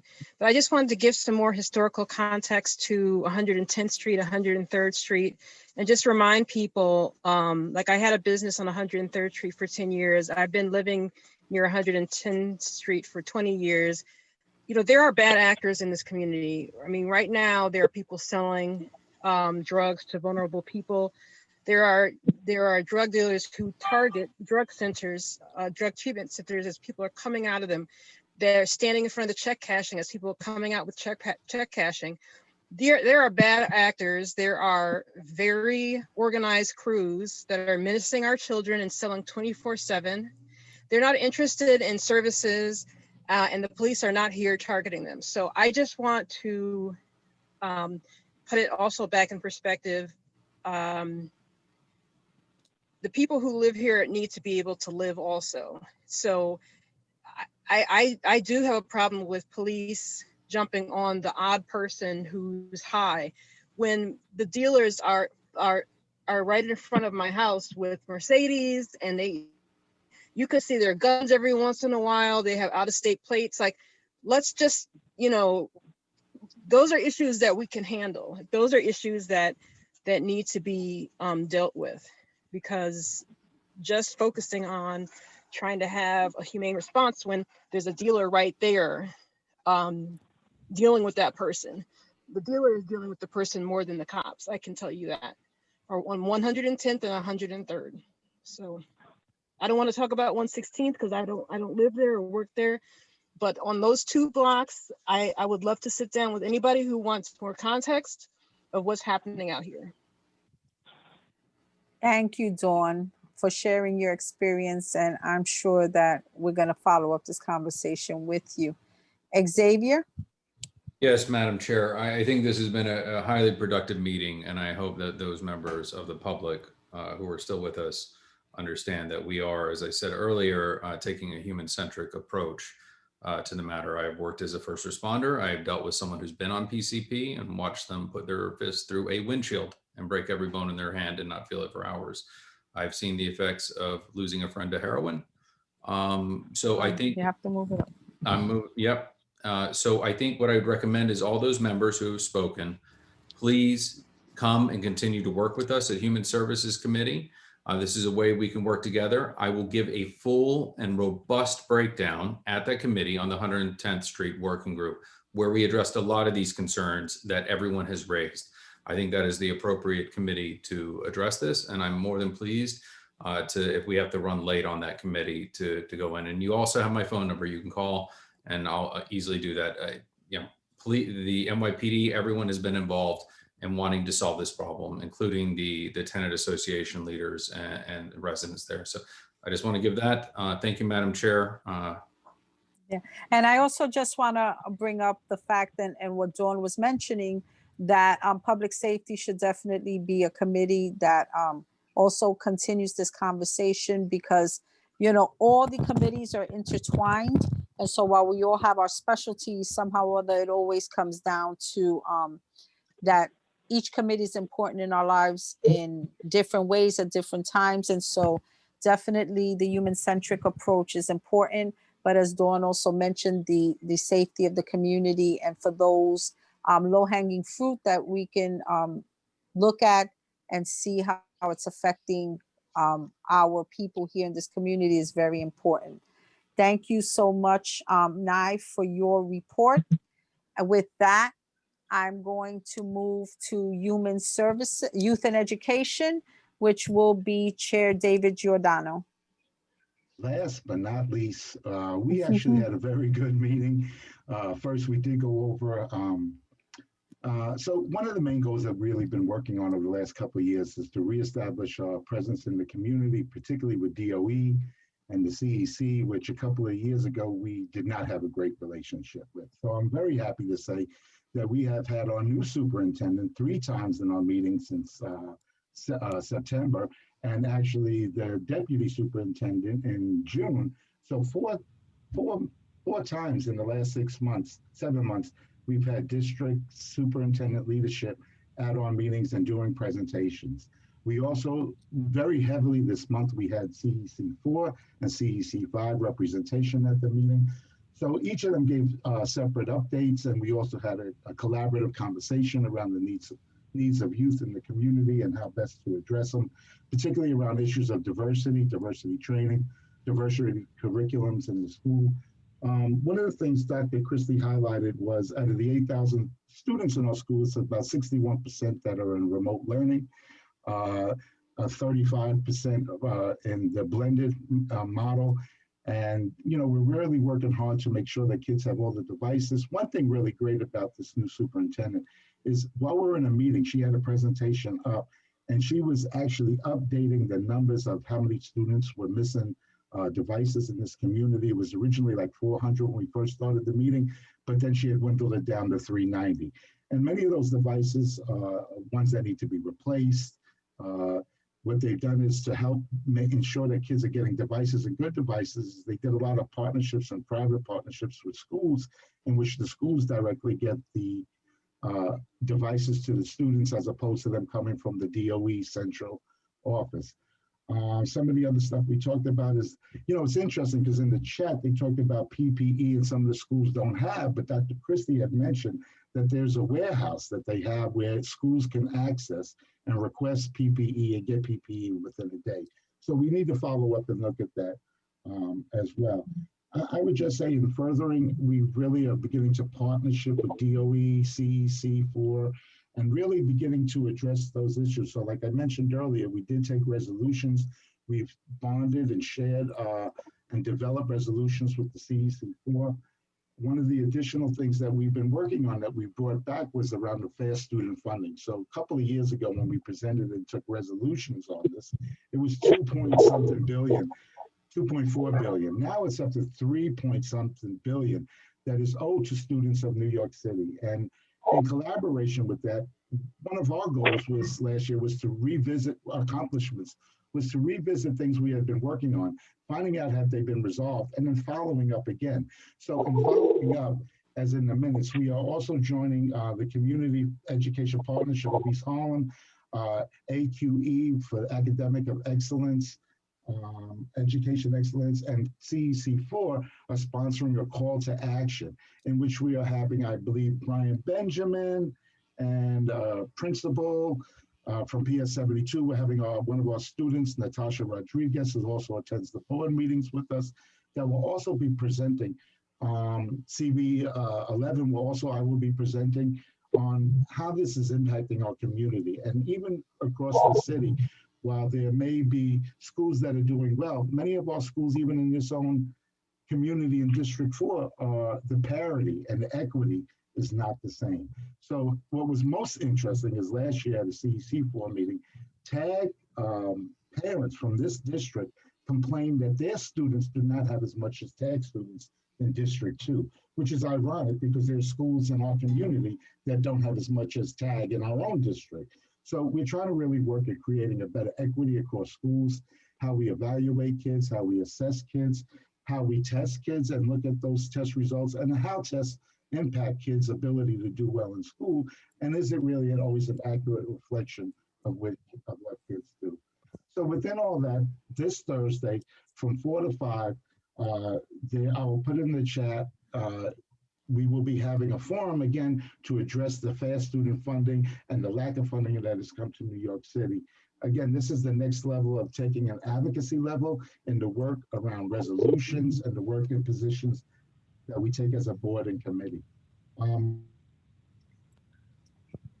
the most part, you can read the minutes. We did establish our new kind of goals, and I have to thank Carly. First, I have to thank all the committee members that sent in so many wonderful ideas. We brainstormed them. Carly and Reverend Brown took them, kind of categorized them, put them in a survey form that we took. And really what's interesting is the most things that we really want to accomplish with all these other things there are to do is really increase community involvement, our visibility in the community, begin to do more coalition building with other youth groups and coalitions serving youth, and increase the community engagement. So it's interesting that those goals all tie in. Now, what we have to do going forward is now narrow them more down into action plans and things that will be specific that we will work on and put it in the process of our budget needs. I mean, for the most part, you can read the rest of the goals. Again, I want to acknowledge, as it's been in the chat, Malik McCullough, Robert McCullough will be celebrating his 80th birthday, and Bob has been instrumental not only to the Parks and Open Space Committee for many years, but for many, many youth and through the Each One Teach One tournament. You know, I worked with Bob and his kids, and I don't know, maybe early 90s when Malik was just a youngin'. And I have to tell you that the essence of old school and new school coming together, and Malik is now on the committee and a force on this board, is how we transition from one generation to a next. And, you know, that's about how we teach our youth. And as many of you heard me say, I'm very proud that, you know, the youth committee is really taking action to increase our youth participation in the board and ensure that they have a voice going forward. Please read the committee report for more intense or more detailed information about the meeting. Any questions? I know it's late. I'm trying to get to Don Lemon. Nye? Madam Chair, that actually wasn't a question for this one. I was going to comment earlier to the comments about Health and Human Services, so I yield my time back to you. Okay, thank you. Are there any questions for the Youth and Education Committee? Okay, I don't see any, so we're gonna move along. I'm going to switch the order of district needs and budget. I'm not sure if Jason has any comments, considering we just had a public session. So I wanna move economic development and culture, and then we'll go back to district needs and budget. Chairperson Marissa Mack. Hi, good evening, everyone. Just a quick update regarding our meeting this month. We had a presentation from Carrie King, comes every month, Uptown Grand Central, and she spoke about the businesses that are now being included in the Restaurant Week, which is now Restaurant to Go. There are 10 businesses that will be included from the East Harlem community, which is great, and we hope to extend this for years to come. This may be something that's just an initiative for this year because of COVID, but we're hoping that this is something that can continue on moving forward. So we also, our committee is also working on an initiative with Uptown Grand Central to let businesses know how they can best use their PPP funds once they are received. Obviously, everyone knows the second round is now open and available. So we just want to make sure that businesses are aware of the ways that they can best use these funds and what are the best ways that we can market, best ways that they can market their business for optimal exposure, and also to get extra funds at this time. We had a presentation from Pablo Guzman, who comes to every as well from Union Settlement on the East Harlem grant and the applications that they've received. I believe there's roughly around $200,000 left to be distributed. And they also mentioned that they are a lot of applications from outside of the community, which is a testament to how badly money is needed. We all are very much aware of that at this time, but they are thinking about putting line on the applications just to get people to try to use up the remaining of funds that are available and apply to get extra funds at this time. Additionally, we had Anna Chirino, hope I'm not butchering her last name, from El Museo de Barrio. In regards to the initiatives that are going on at this time, we were very happy to hear that they have not had to directly lay off any staff, but they have made modifications at this time, obviously due to funding, but they have also received a number of grants, including a grant from the Ford Foundation, which should help them sustain themselves for primarily probably about like another 2 years or so, but they are in decent shape at this time. They're just not sure of how long that will carry. So they are hanging in there. They have a number of different programs that are coming up. They will keep us posted. They have also modified their board, which was a topic of discussion, I believe, from a couple years ago to be more inclusive of the community and people that are here. And so they shared that board with us, which I think a lot of people were happy to hear about and to see. We had Councilor Ayala come and talk about the 125th Street Working Group. And Xavier mentioned this earlier in the call today around some of the work that they've been doing specific to 125th Street and cleaning up that area, and also working with OAS of the community that are part of that working group. Not sure if everyone knows, but that working group is more or less, I guess, individuals that are assigned to the committee. It's not an open group for everyone because they really want it to be focused and targeted towards results, and I guess not just an open session, you know, for everyone to come and just talk, but the group has been very effective in, you know, in speaking and again, figuring out how they're going to move forward with the revitalization of 125th Street. And we also had a presentation from Stephen Hayes, who's a part of the Carey Group. He's working on the development project on 1 East Harlem, which is a new development that is in play at this time. I believe LaShawn Henry has been mentoring and working with them on this initiative, which is great because she's very aware of what is going on within our community and how the development can best serve not only through jobs, but also through construction. So we are waiting for additional information to be reported back in terms of exact percentages for local hiring, but they have met certain requirements in terms of at least engaging individuals from this community on local hiring initiatives and also OSHA programs that have been offered to members of the community. The development will have retail space on the bottom floor. One of the spaces will be rented out to Food Bazaar, who has already committed to hiring. So we did ask in that meeting that Stephen present actual numbers to us that we can review for percentages. This was really pressed by Vinny Villanueva, which was great. And so we looked for that additional information and we'll report back on what the exact numbers are for hiring and the percentages within our community. Also just wanting to note that the jobs that they have hired for have been at above minimum wage, which obviously we will always want to hear and encourage.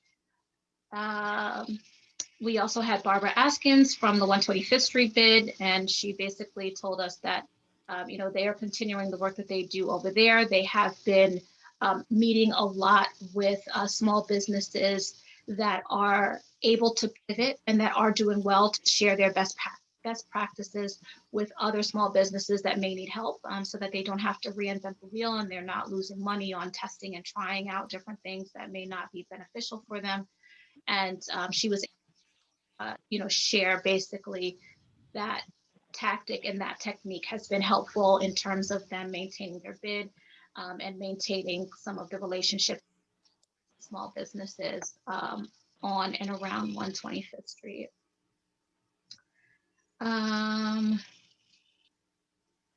And we also, obviously, we discussed our budget.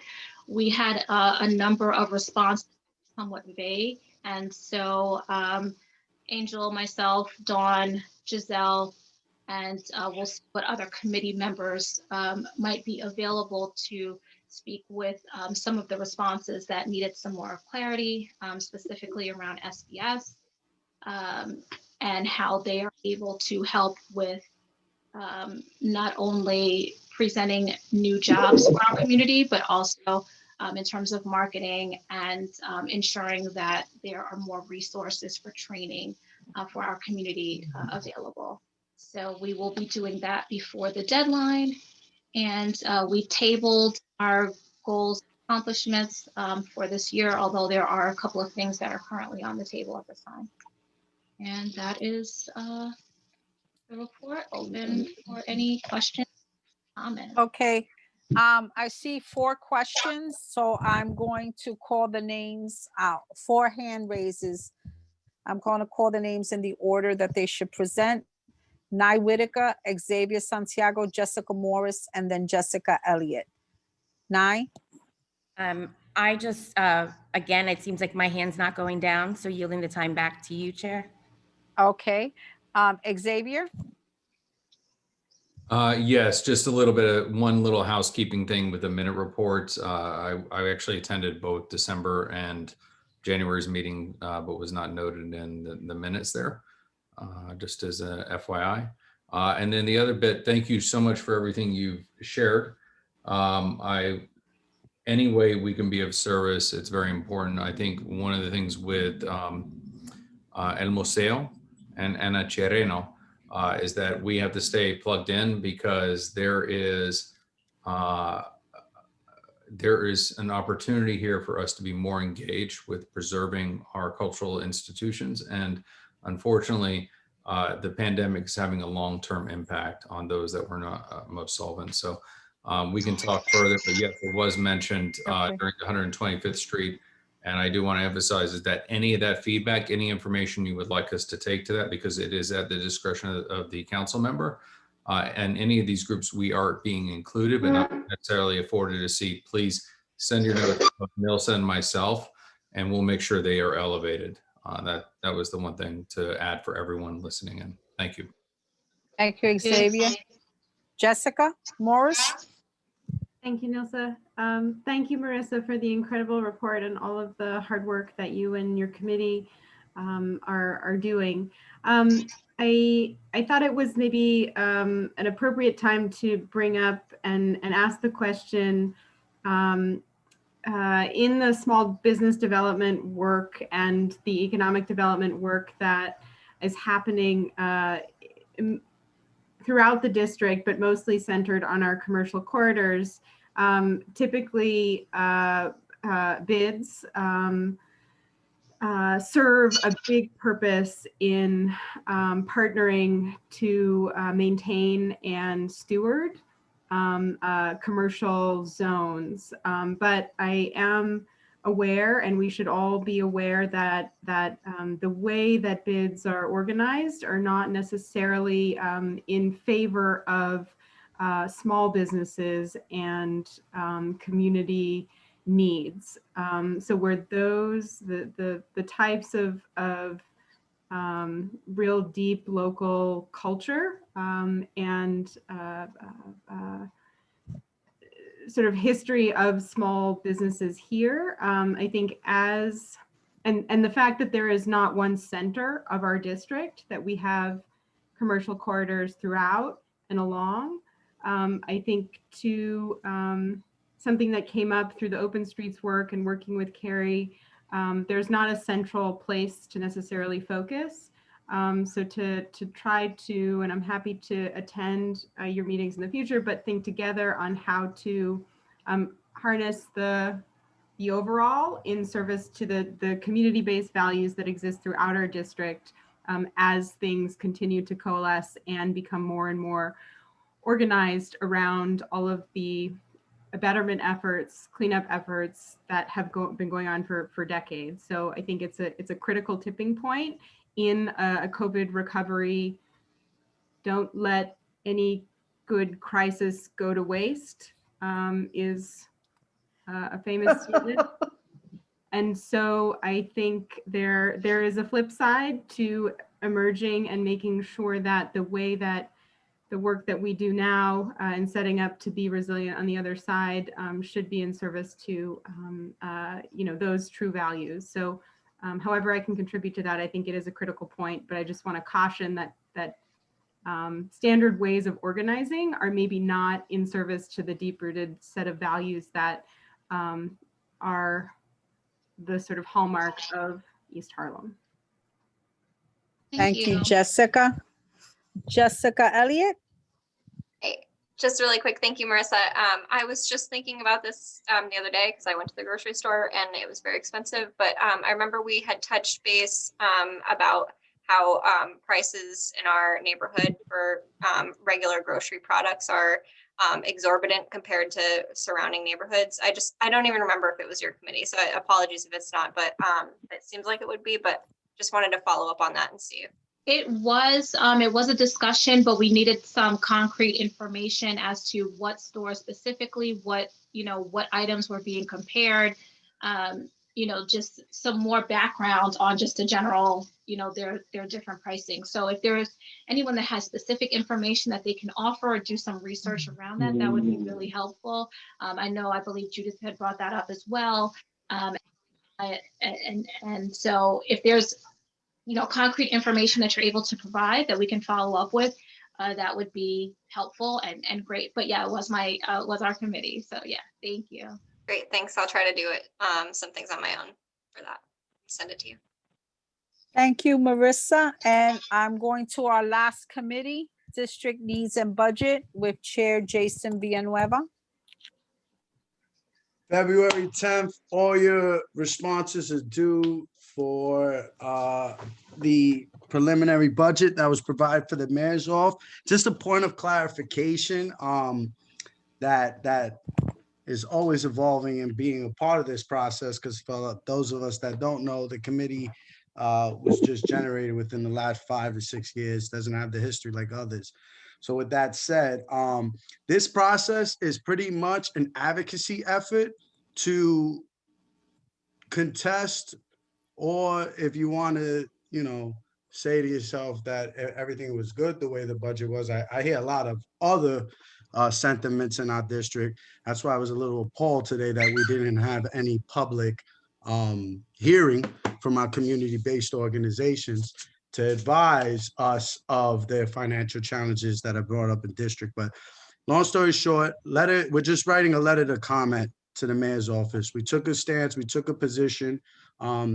So the liaisons from the committee have already been vetted. I'm in constant conversations with them, with your chairs, so we could coordinate a detailed and elaborate response. What we're looking to work on as far as goals, we've been focused on our 3 pillars: education, engagement, and establishment. With education, as you've heard today, Councilmember Kalos has presented. To me, it's not about the politician or the individual.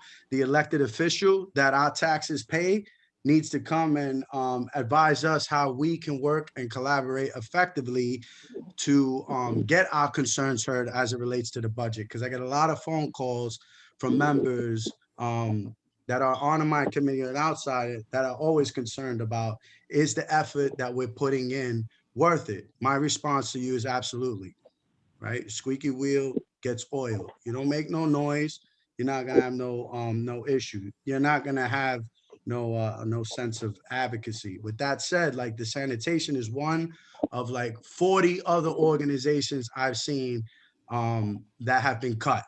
You want specifics? You guys have the number 646-342-5026. We could go over it. But I rather see action be taken from the board. So you got from February 10th. To date, as far as the education effort, Kale Brewer's presented, Diana Yala's presented, and Ben Kalos is presented. Over the course of the next 2 months, we're looking for Bill Perkins, Robert Rodriguez, Brian Benjamin, and then Adriano Espeya and Jose Serrano. Finally, engagement, as been discussed, I have heard budget more in the last 6 months than I did in the last 6 years. Thank you all for your engagement, which is domestic for the board, and your interest. Now we need to channel that energy and get the community engaged. And I want the smallest mom pop shop, nonprofit, self-employed person coming to the board and questioning the public process for the budget and questioning us as the leaders of the district. So I think that could continue to happen through advocacy and, more importantly, through community engagement. So the board, the staff liaisons, the staff is working on a great system. I'll leave that to Angel to present in the future, but It's something that we voted on to support as a full board a while back, and I can't wait till that software gets rolling out. And then finally is establishment, right? Which is a pretty term for policy and procedures, is the goal we're functioning. We've been breaking out the stages of the budget process and figuring out where the community, obviously, the more digging we're doing, the more effective and efficiency we put in, sorry, the more effective we're figuring out how the board can be in this process. So example given, phase 1 was the submission of the request in October. Phase 2 was the letter to comment, which is the stage we're in now. 3 would be to advocate, which is something that we haven't done as a board, but we will be talking more about at the executive level and getting the board engaged in the budget hearing process. We were told by council members that the more we advocate publicly and formally, not complaining or, or we heard something and it's the end of the world because of that one incident. Like, we need to prove it with fact and basis. And a lot of you that are a lot smarter than me in the law world will understand that, you need to defend your argument. So we need to defend ours. And then the final phase is consultations, which happens between May and June. And that's pretty much after the budget's been adopted, but it's good to have conversations with the administrative agencies on lessons learned. So that's our report for the month, and Happy New Year to everybody. Any questions? Happy New Year. I don't see any questions. So with that, since there are no questions, I will accept the motion to adopt all the committee reports as a matter of record. Is there a motion? Motion. I'm sorry, who set the motion? John Green. All right, John. Second by Carlos Diaz. Okay, yes. This is going to be the last roll call vote of the night. Can I have you do that, Angel? Sure.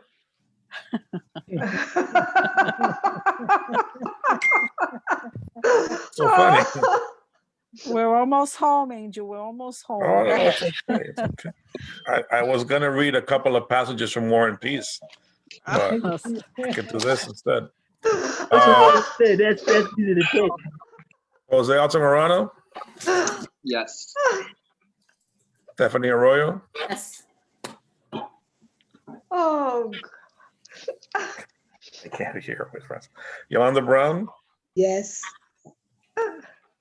Eva Chan? Yes. Ann Collier? Yes. Carlos Diaz? Yes, and then thank you for letting them know that I couldn't do it. Angela Donadell? Yes. Jessica Elliott? Yes. Elsie Encarnacion? Elsie Encarnacion? Judith Febrero? Yes. Roger Flores? Roger Flores? Osandy Garcia? Yes. David Giordano? Yes. John Green? Aye. Robert Harvey? Yes. Ivy Hume? Yes. Marissa Mack? Yes. Giselle Malave? Yes. Martin? Yes. Francis Mastroda? Yes. Malik McCullough? Yes. Yes. Jennifer Meyer? Yes. Jessica Morris? Yes. Nelson Rama? Yes. Andrew Padilla? Yes. Art Perez? Yes. John Sanders? Yes. Xavier Santiago? Yes. Jeremiah Schlotman? Yes. Isaac Scott? Yes. Russell Schuler? Yes. Me Torres? Mimi time. Yes. Coño. Jason Villanueva? Sí. Stephen Villanueva. Yeah. Nye Whitaker. Yes. Michelle Wiltshire Clement. Yes. Sorry about that. Jason Wu. Yes. Motion carries.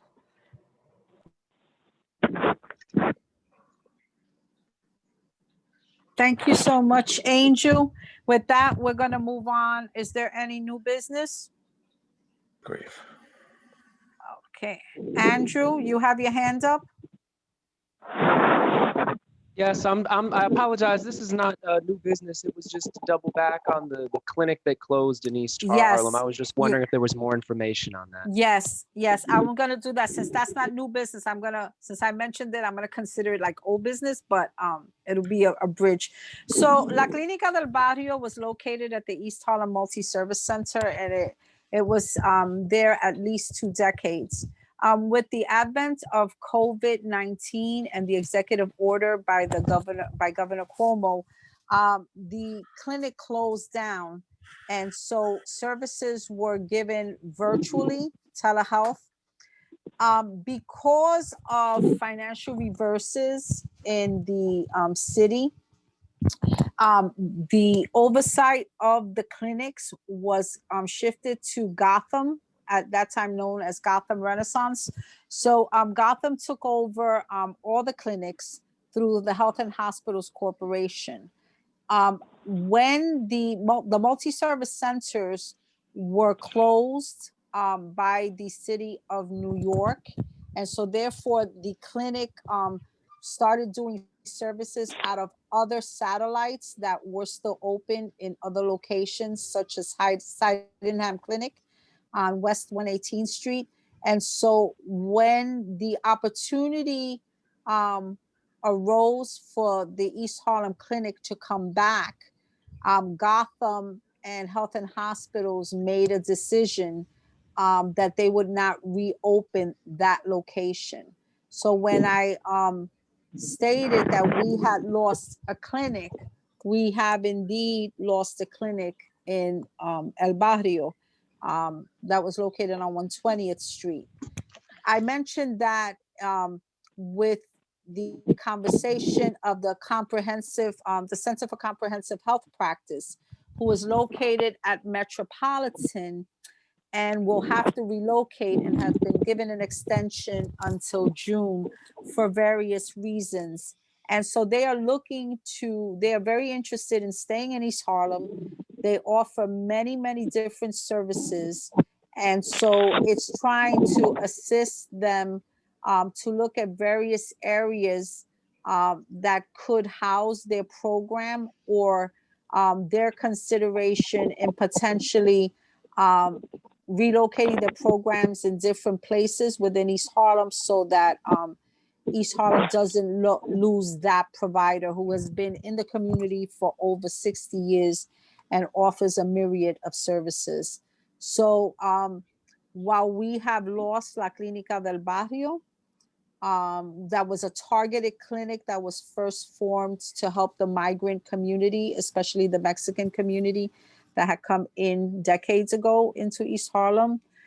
It is important that we work with our existing partners in terms of the services that they are giving and have given, so that we have to be very targeted, and we also have to be very conscientious in terms of the work that we do, so that not everything gets painted with a broad brush.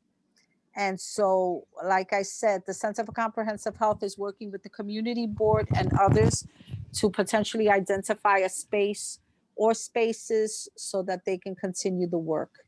And like I said, unfortunately, La Clínica del Barrio is no longer housed in East Harlem. I just wanted to clarify. So that was budgetary. It was budgetary. The decisions was that they felt that they didn't have enough traffic because of COVID, and budgetary decisions. And also because another wrinkle was that, as you are aware, the East Harlem Multi-Service Center is under an RFP for redevelopment, along with one other property in East Harlem, the parking lot, the police parking lot.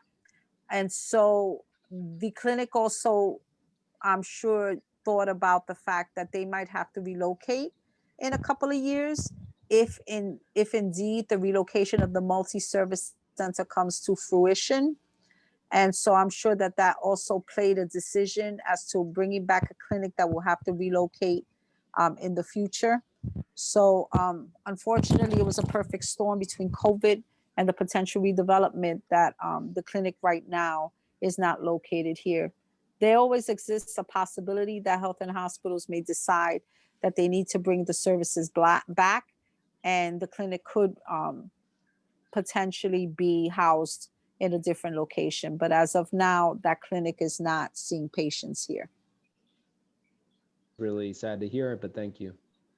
You're welcome, Andrew. Okay, and so I was gonna thank you, Andrew, for circling back. So I was gonna mention that in old business, but that's now mentioned. I also want to reiterate that community board applications, the process goes on. It was extended. You heard tonight that it was urged by our Manhattan Borough President Gail Brewer for existing board members who have to reapply and are considering doing so to please get their applications in early. I think they mentioned the date, like maybe by February 1st, and then later on, it would be for new applicants. So that's important that we keep that in mind. And I just wanted to remind everyone about the January 28th panel discussion on the economic effects on housing that the Uptown boards worked on with some of the other boards within Community Board 11. I am really pleased that since my tenure, we have made an effort to work with the other community boards and become not only an upper northern coalition, but working in tandem with other community boards from 1 through 12. So I think that everyone who can to please sign up, register for that panel discussion, and please be a part of it. With that, the other announcement, I'm going to announcements. The next full board meeting will be on Tuesday, February 16, 2021. And with that, I see there's 3 questions. So I'm going to take those 3 questions. I'm not sure what they're questioning, and then after that, we will adjourn. 9.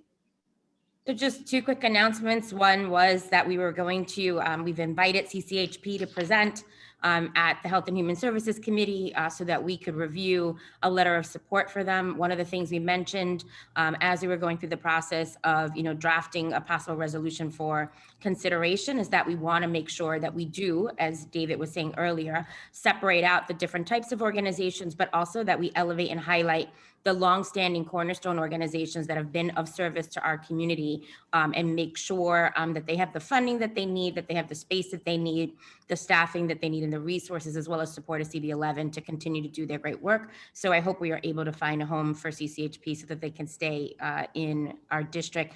Secondly, just a reminder, I know I said this earlier, but a reminder that it is Restaurant Week.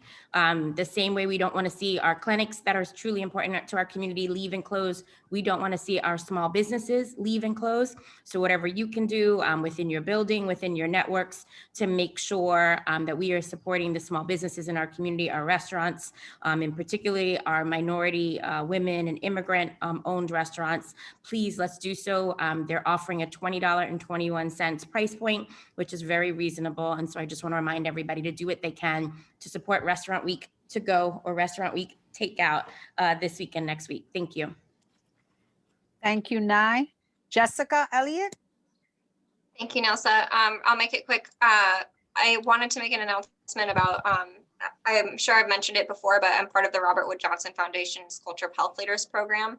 I submitted my proposal for my strategic initiative and it was accepted today. So I just wanted to give everyone an update that there will be a project that I'm working on that is heavily tied to the community board, all of the stakeholders in our neighborhood, revolving around health equity in our community. And for me, that touches everything from youth and education, economic development, housing, and the parks and open space. So it is going to have a focus on the Esplanade. We're going to be coordinating the stakeholders and influencing bodies to align towards the advancement of quality of life in East Harlem's built environment, focusing on equity, sustainability, and health. So the engagement table, I'm happy to share this in more detail with anyone who's interested in reaching out to me personally. But the community board is one of the organizational partners, along with my firm, Hart Howerton. And then I'm planning to engage most every public sector or elected official, hopefully to get involved, especially those who have voiced any concerns about the conditions of the Esplanade.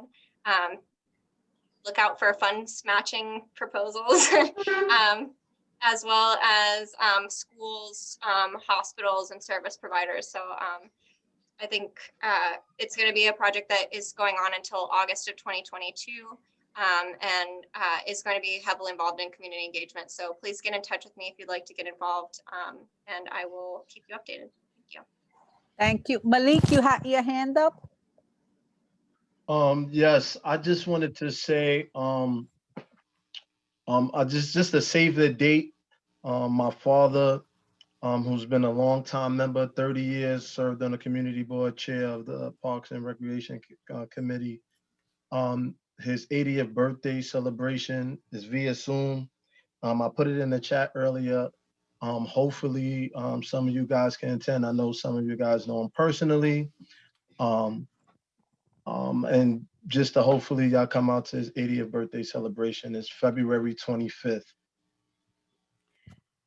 Thank you, Malik. I can personally tell you that I've known Mr. Bob McCullough since 1997. He was awesome then. He's awesome now. I can't believe he's 80 years old. And I'm not going to tell you how old I am now. So happy birthday, Bob. And I want to thank Jessica Elliott from the very first. She's been going after this project and putting something together with the interests of East Harlem and where to shine a light. So, you know, I just really want to thank her with her project and her proposal from the using the money from the Roberts Woods Foundation to try to shine a light on the Esplanade. I'm going to see if there are any other hands raised. I don't see that. Notice how I did that quick. So I've made all the announcements, and since I see no further hands, this meeting is adjourned at 10:37 p.m. Good night. Hallelujah. Eat and sleep well. Good night, everybody. Good night. Good night. Good night. Bye.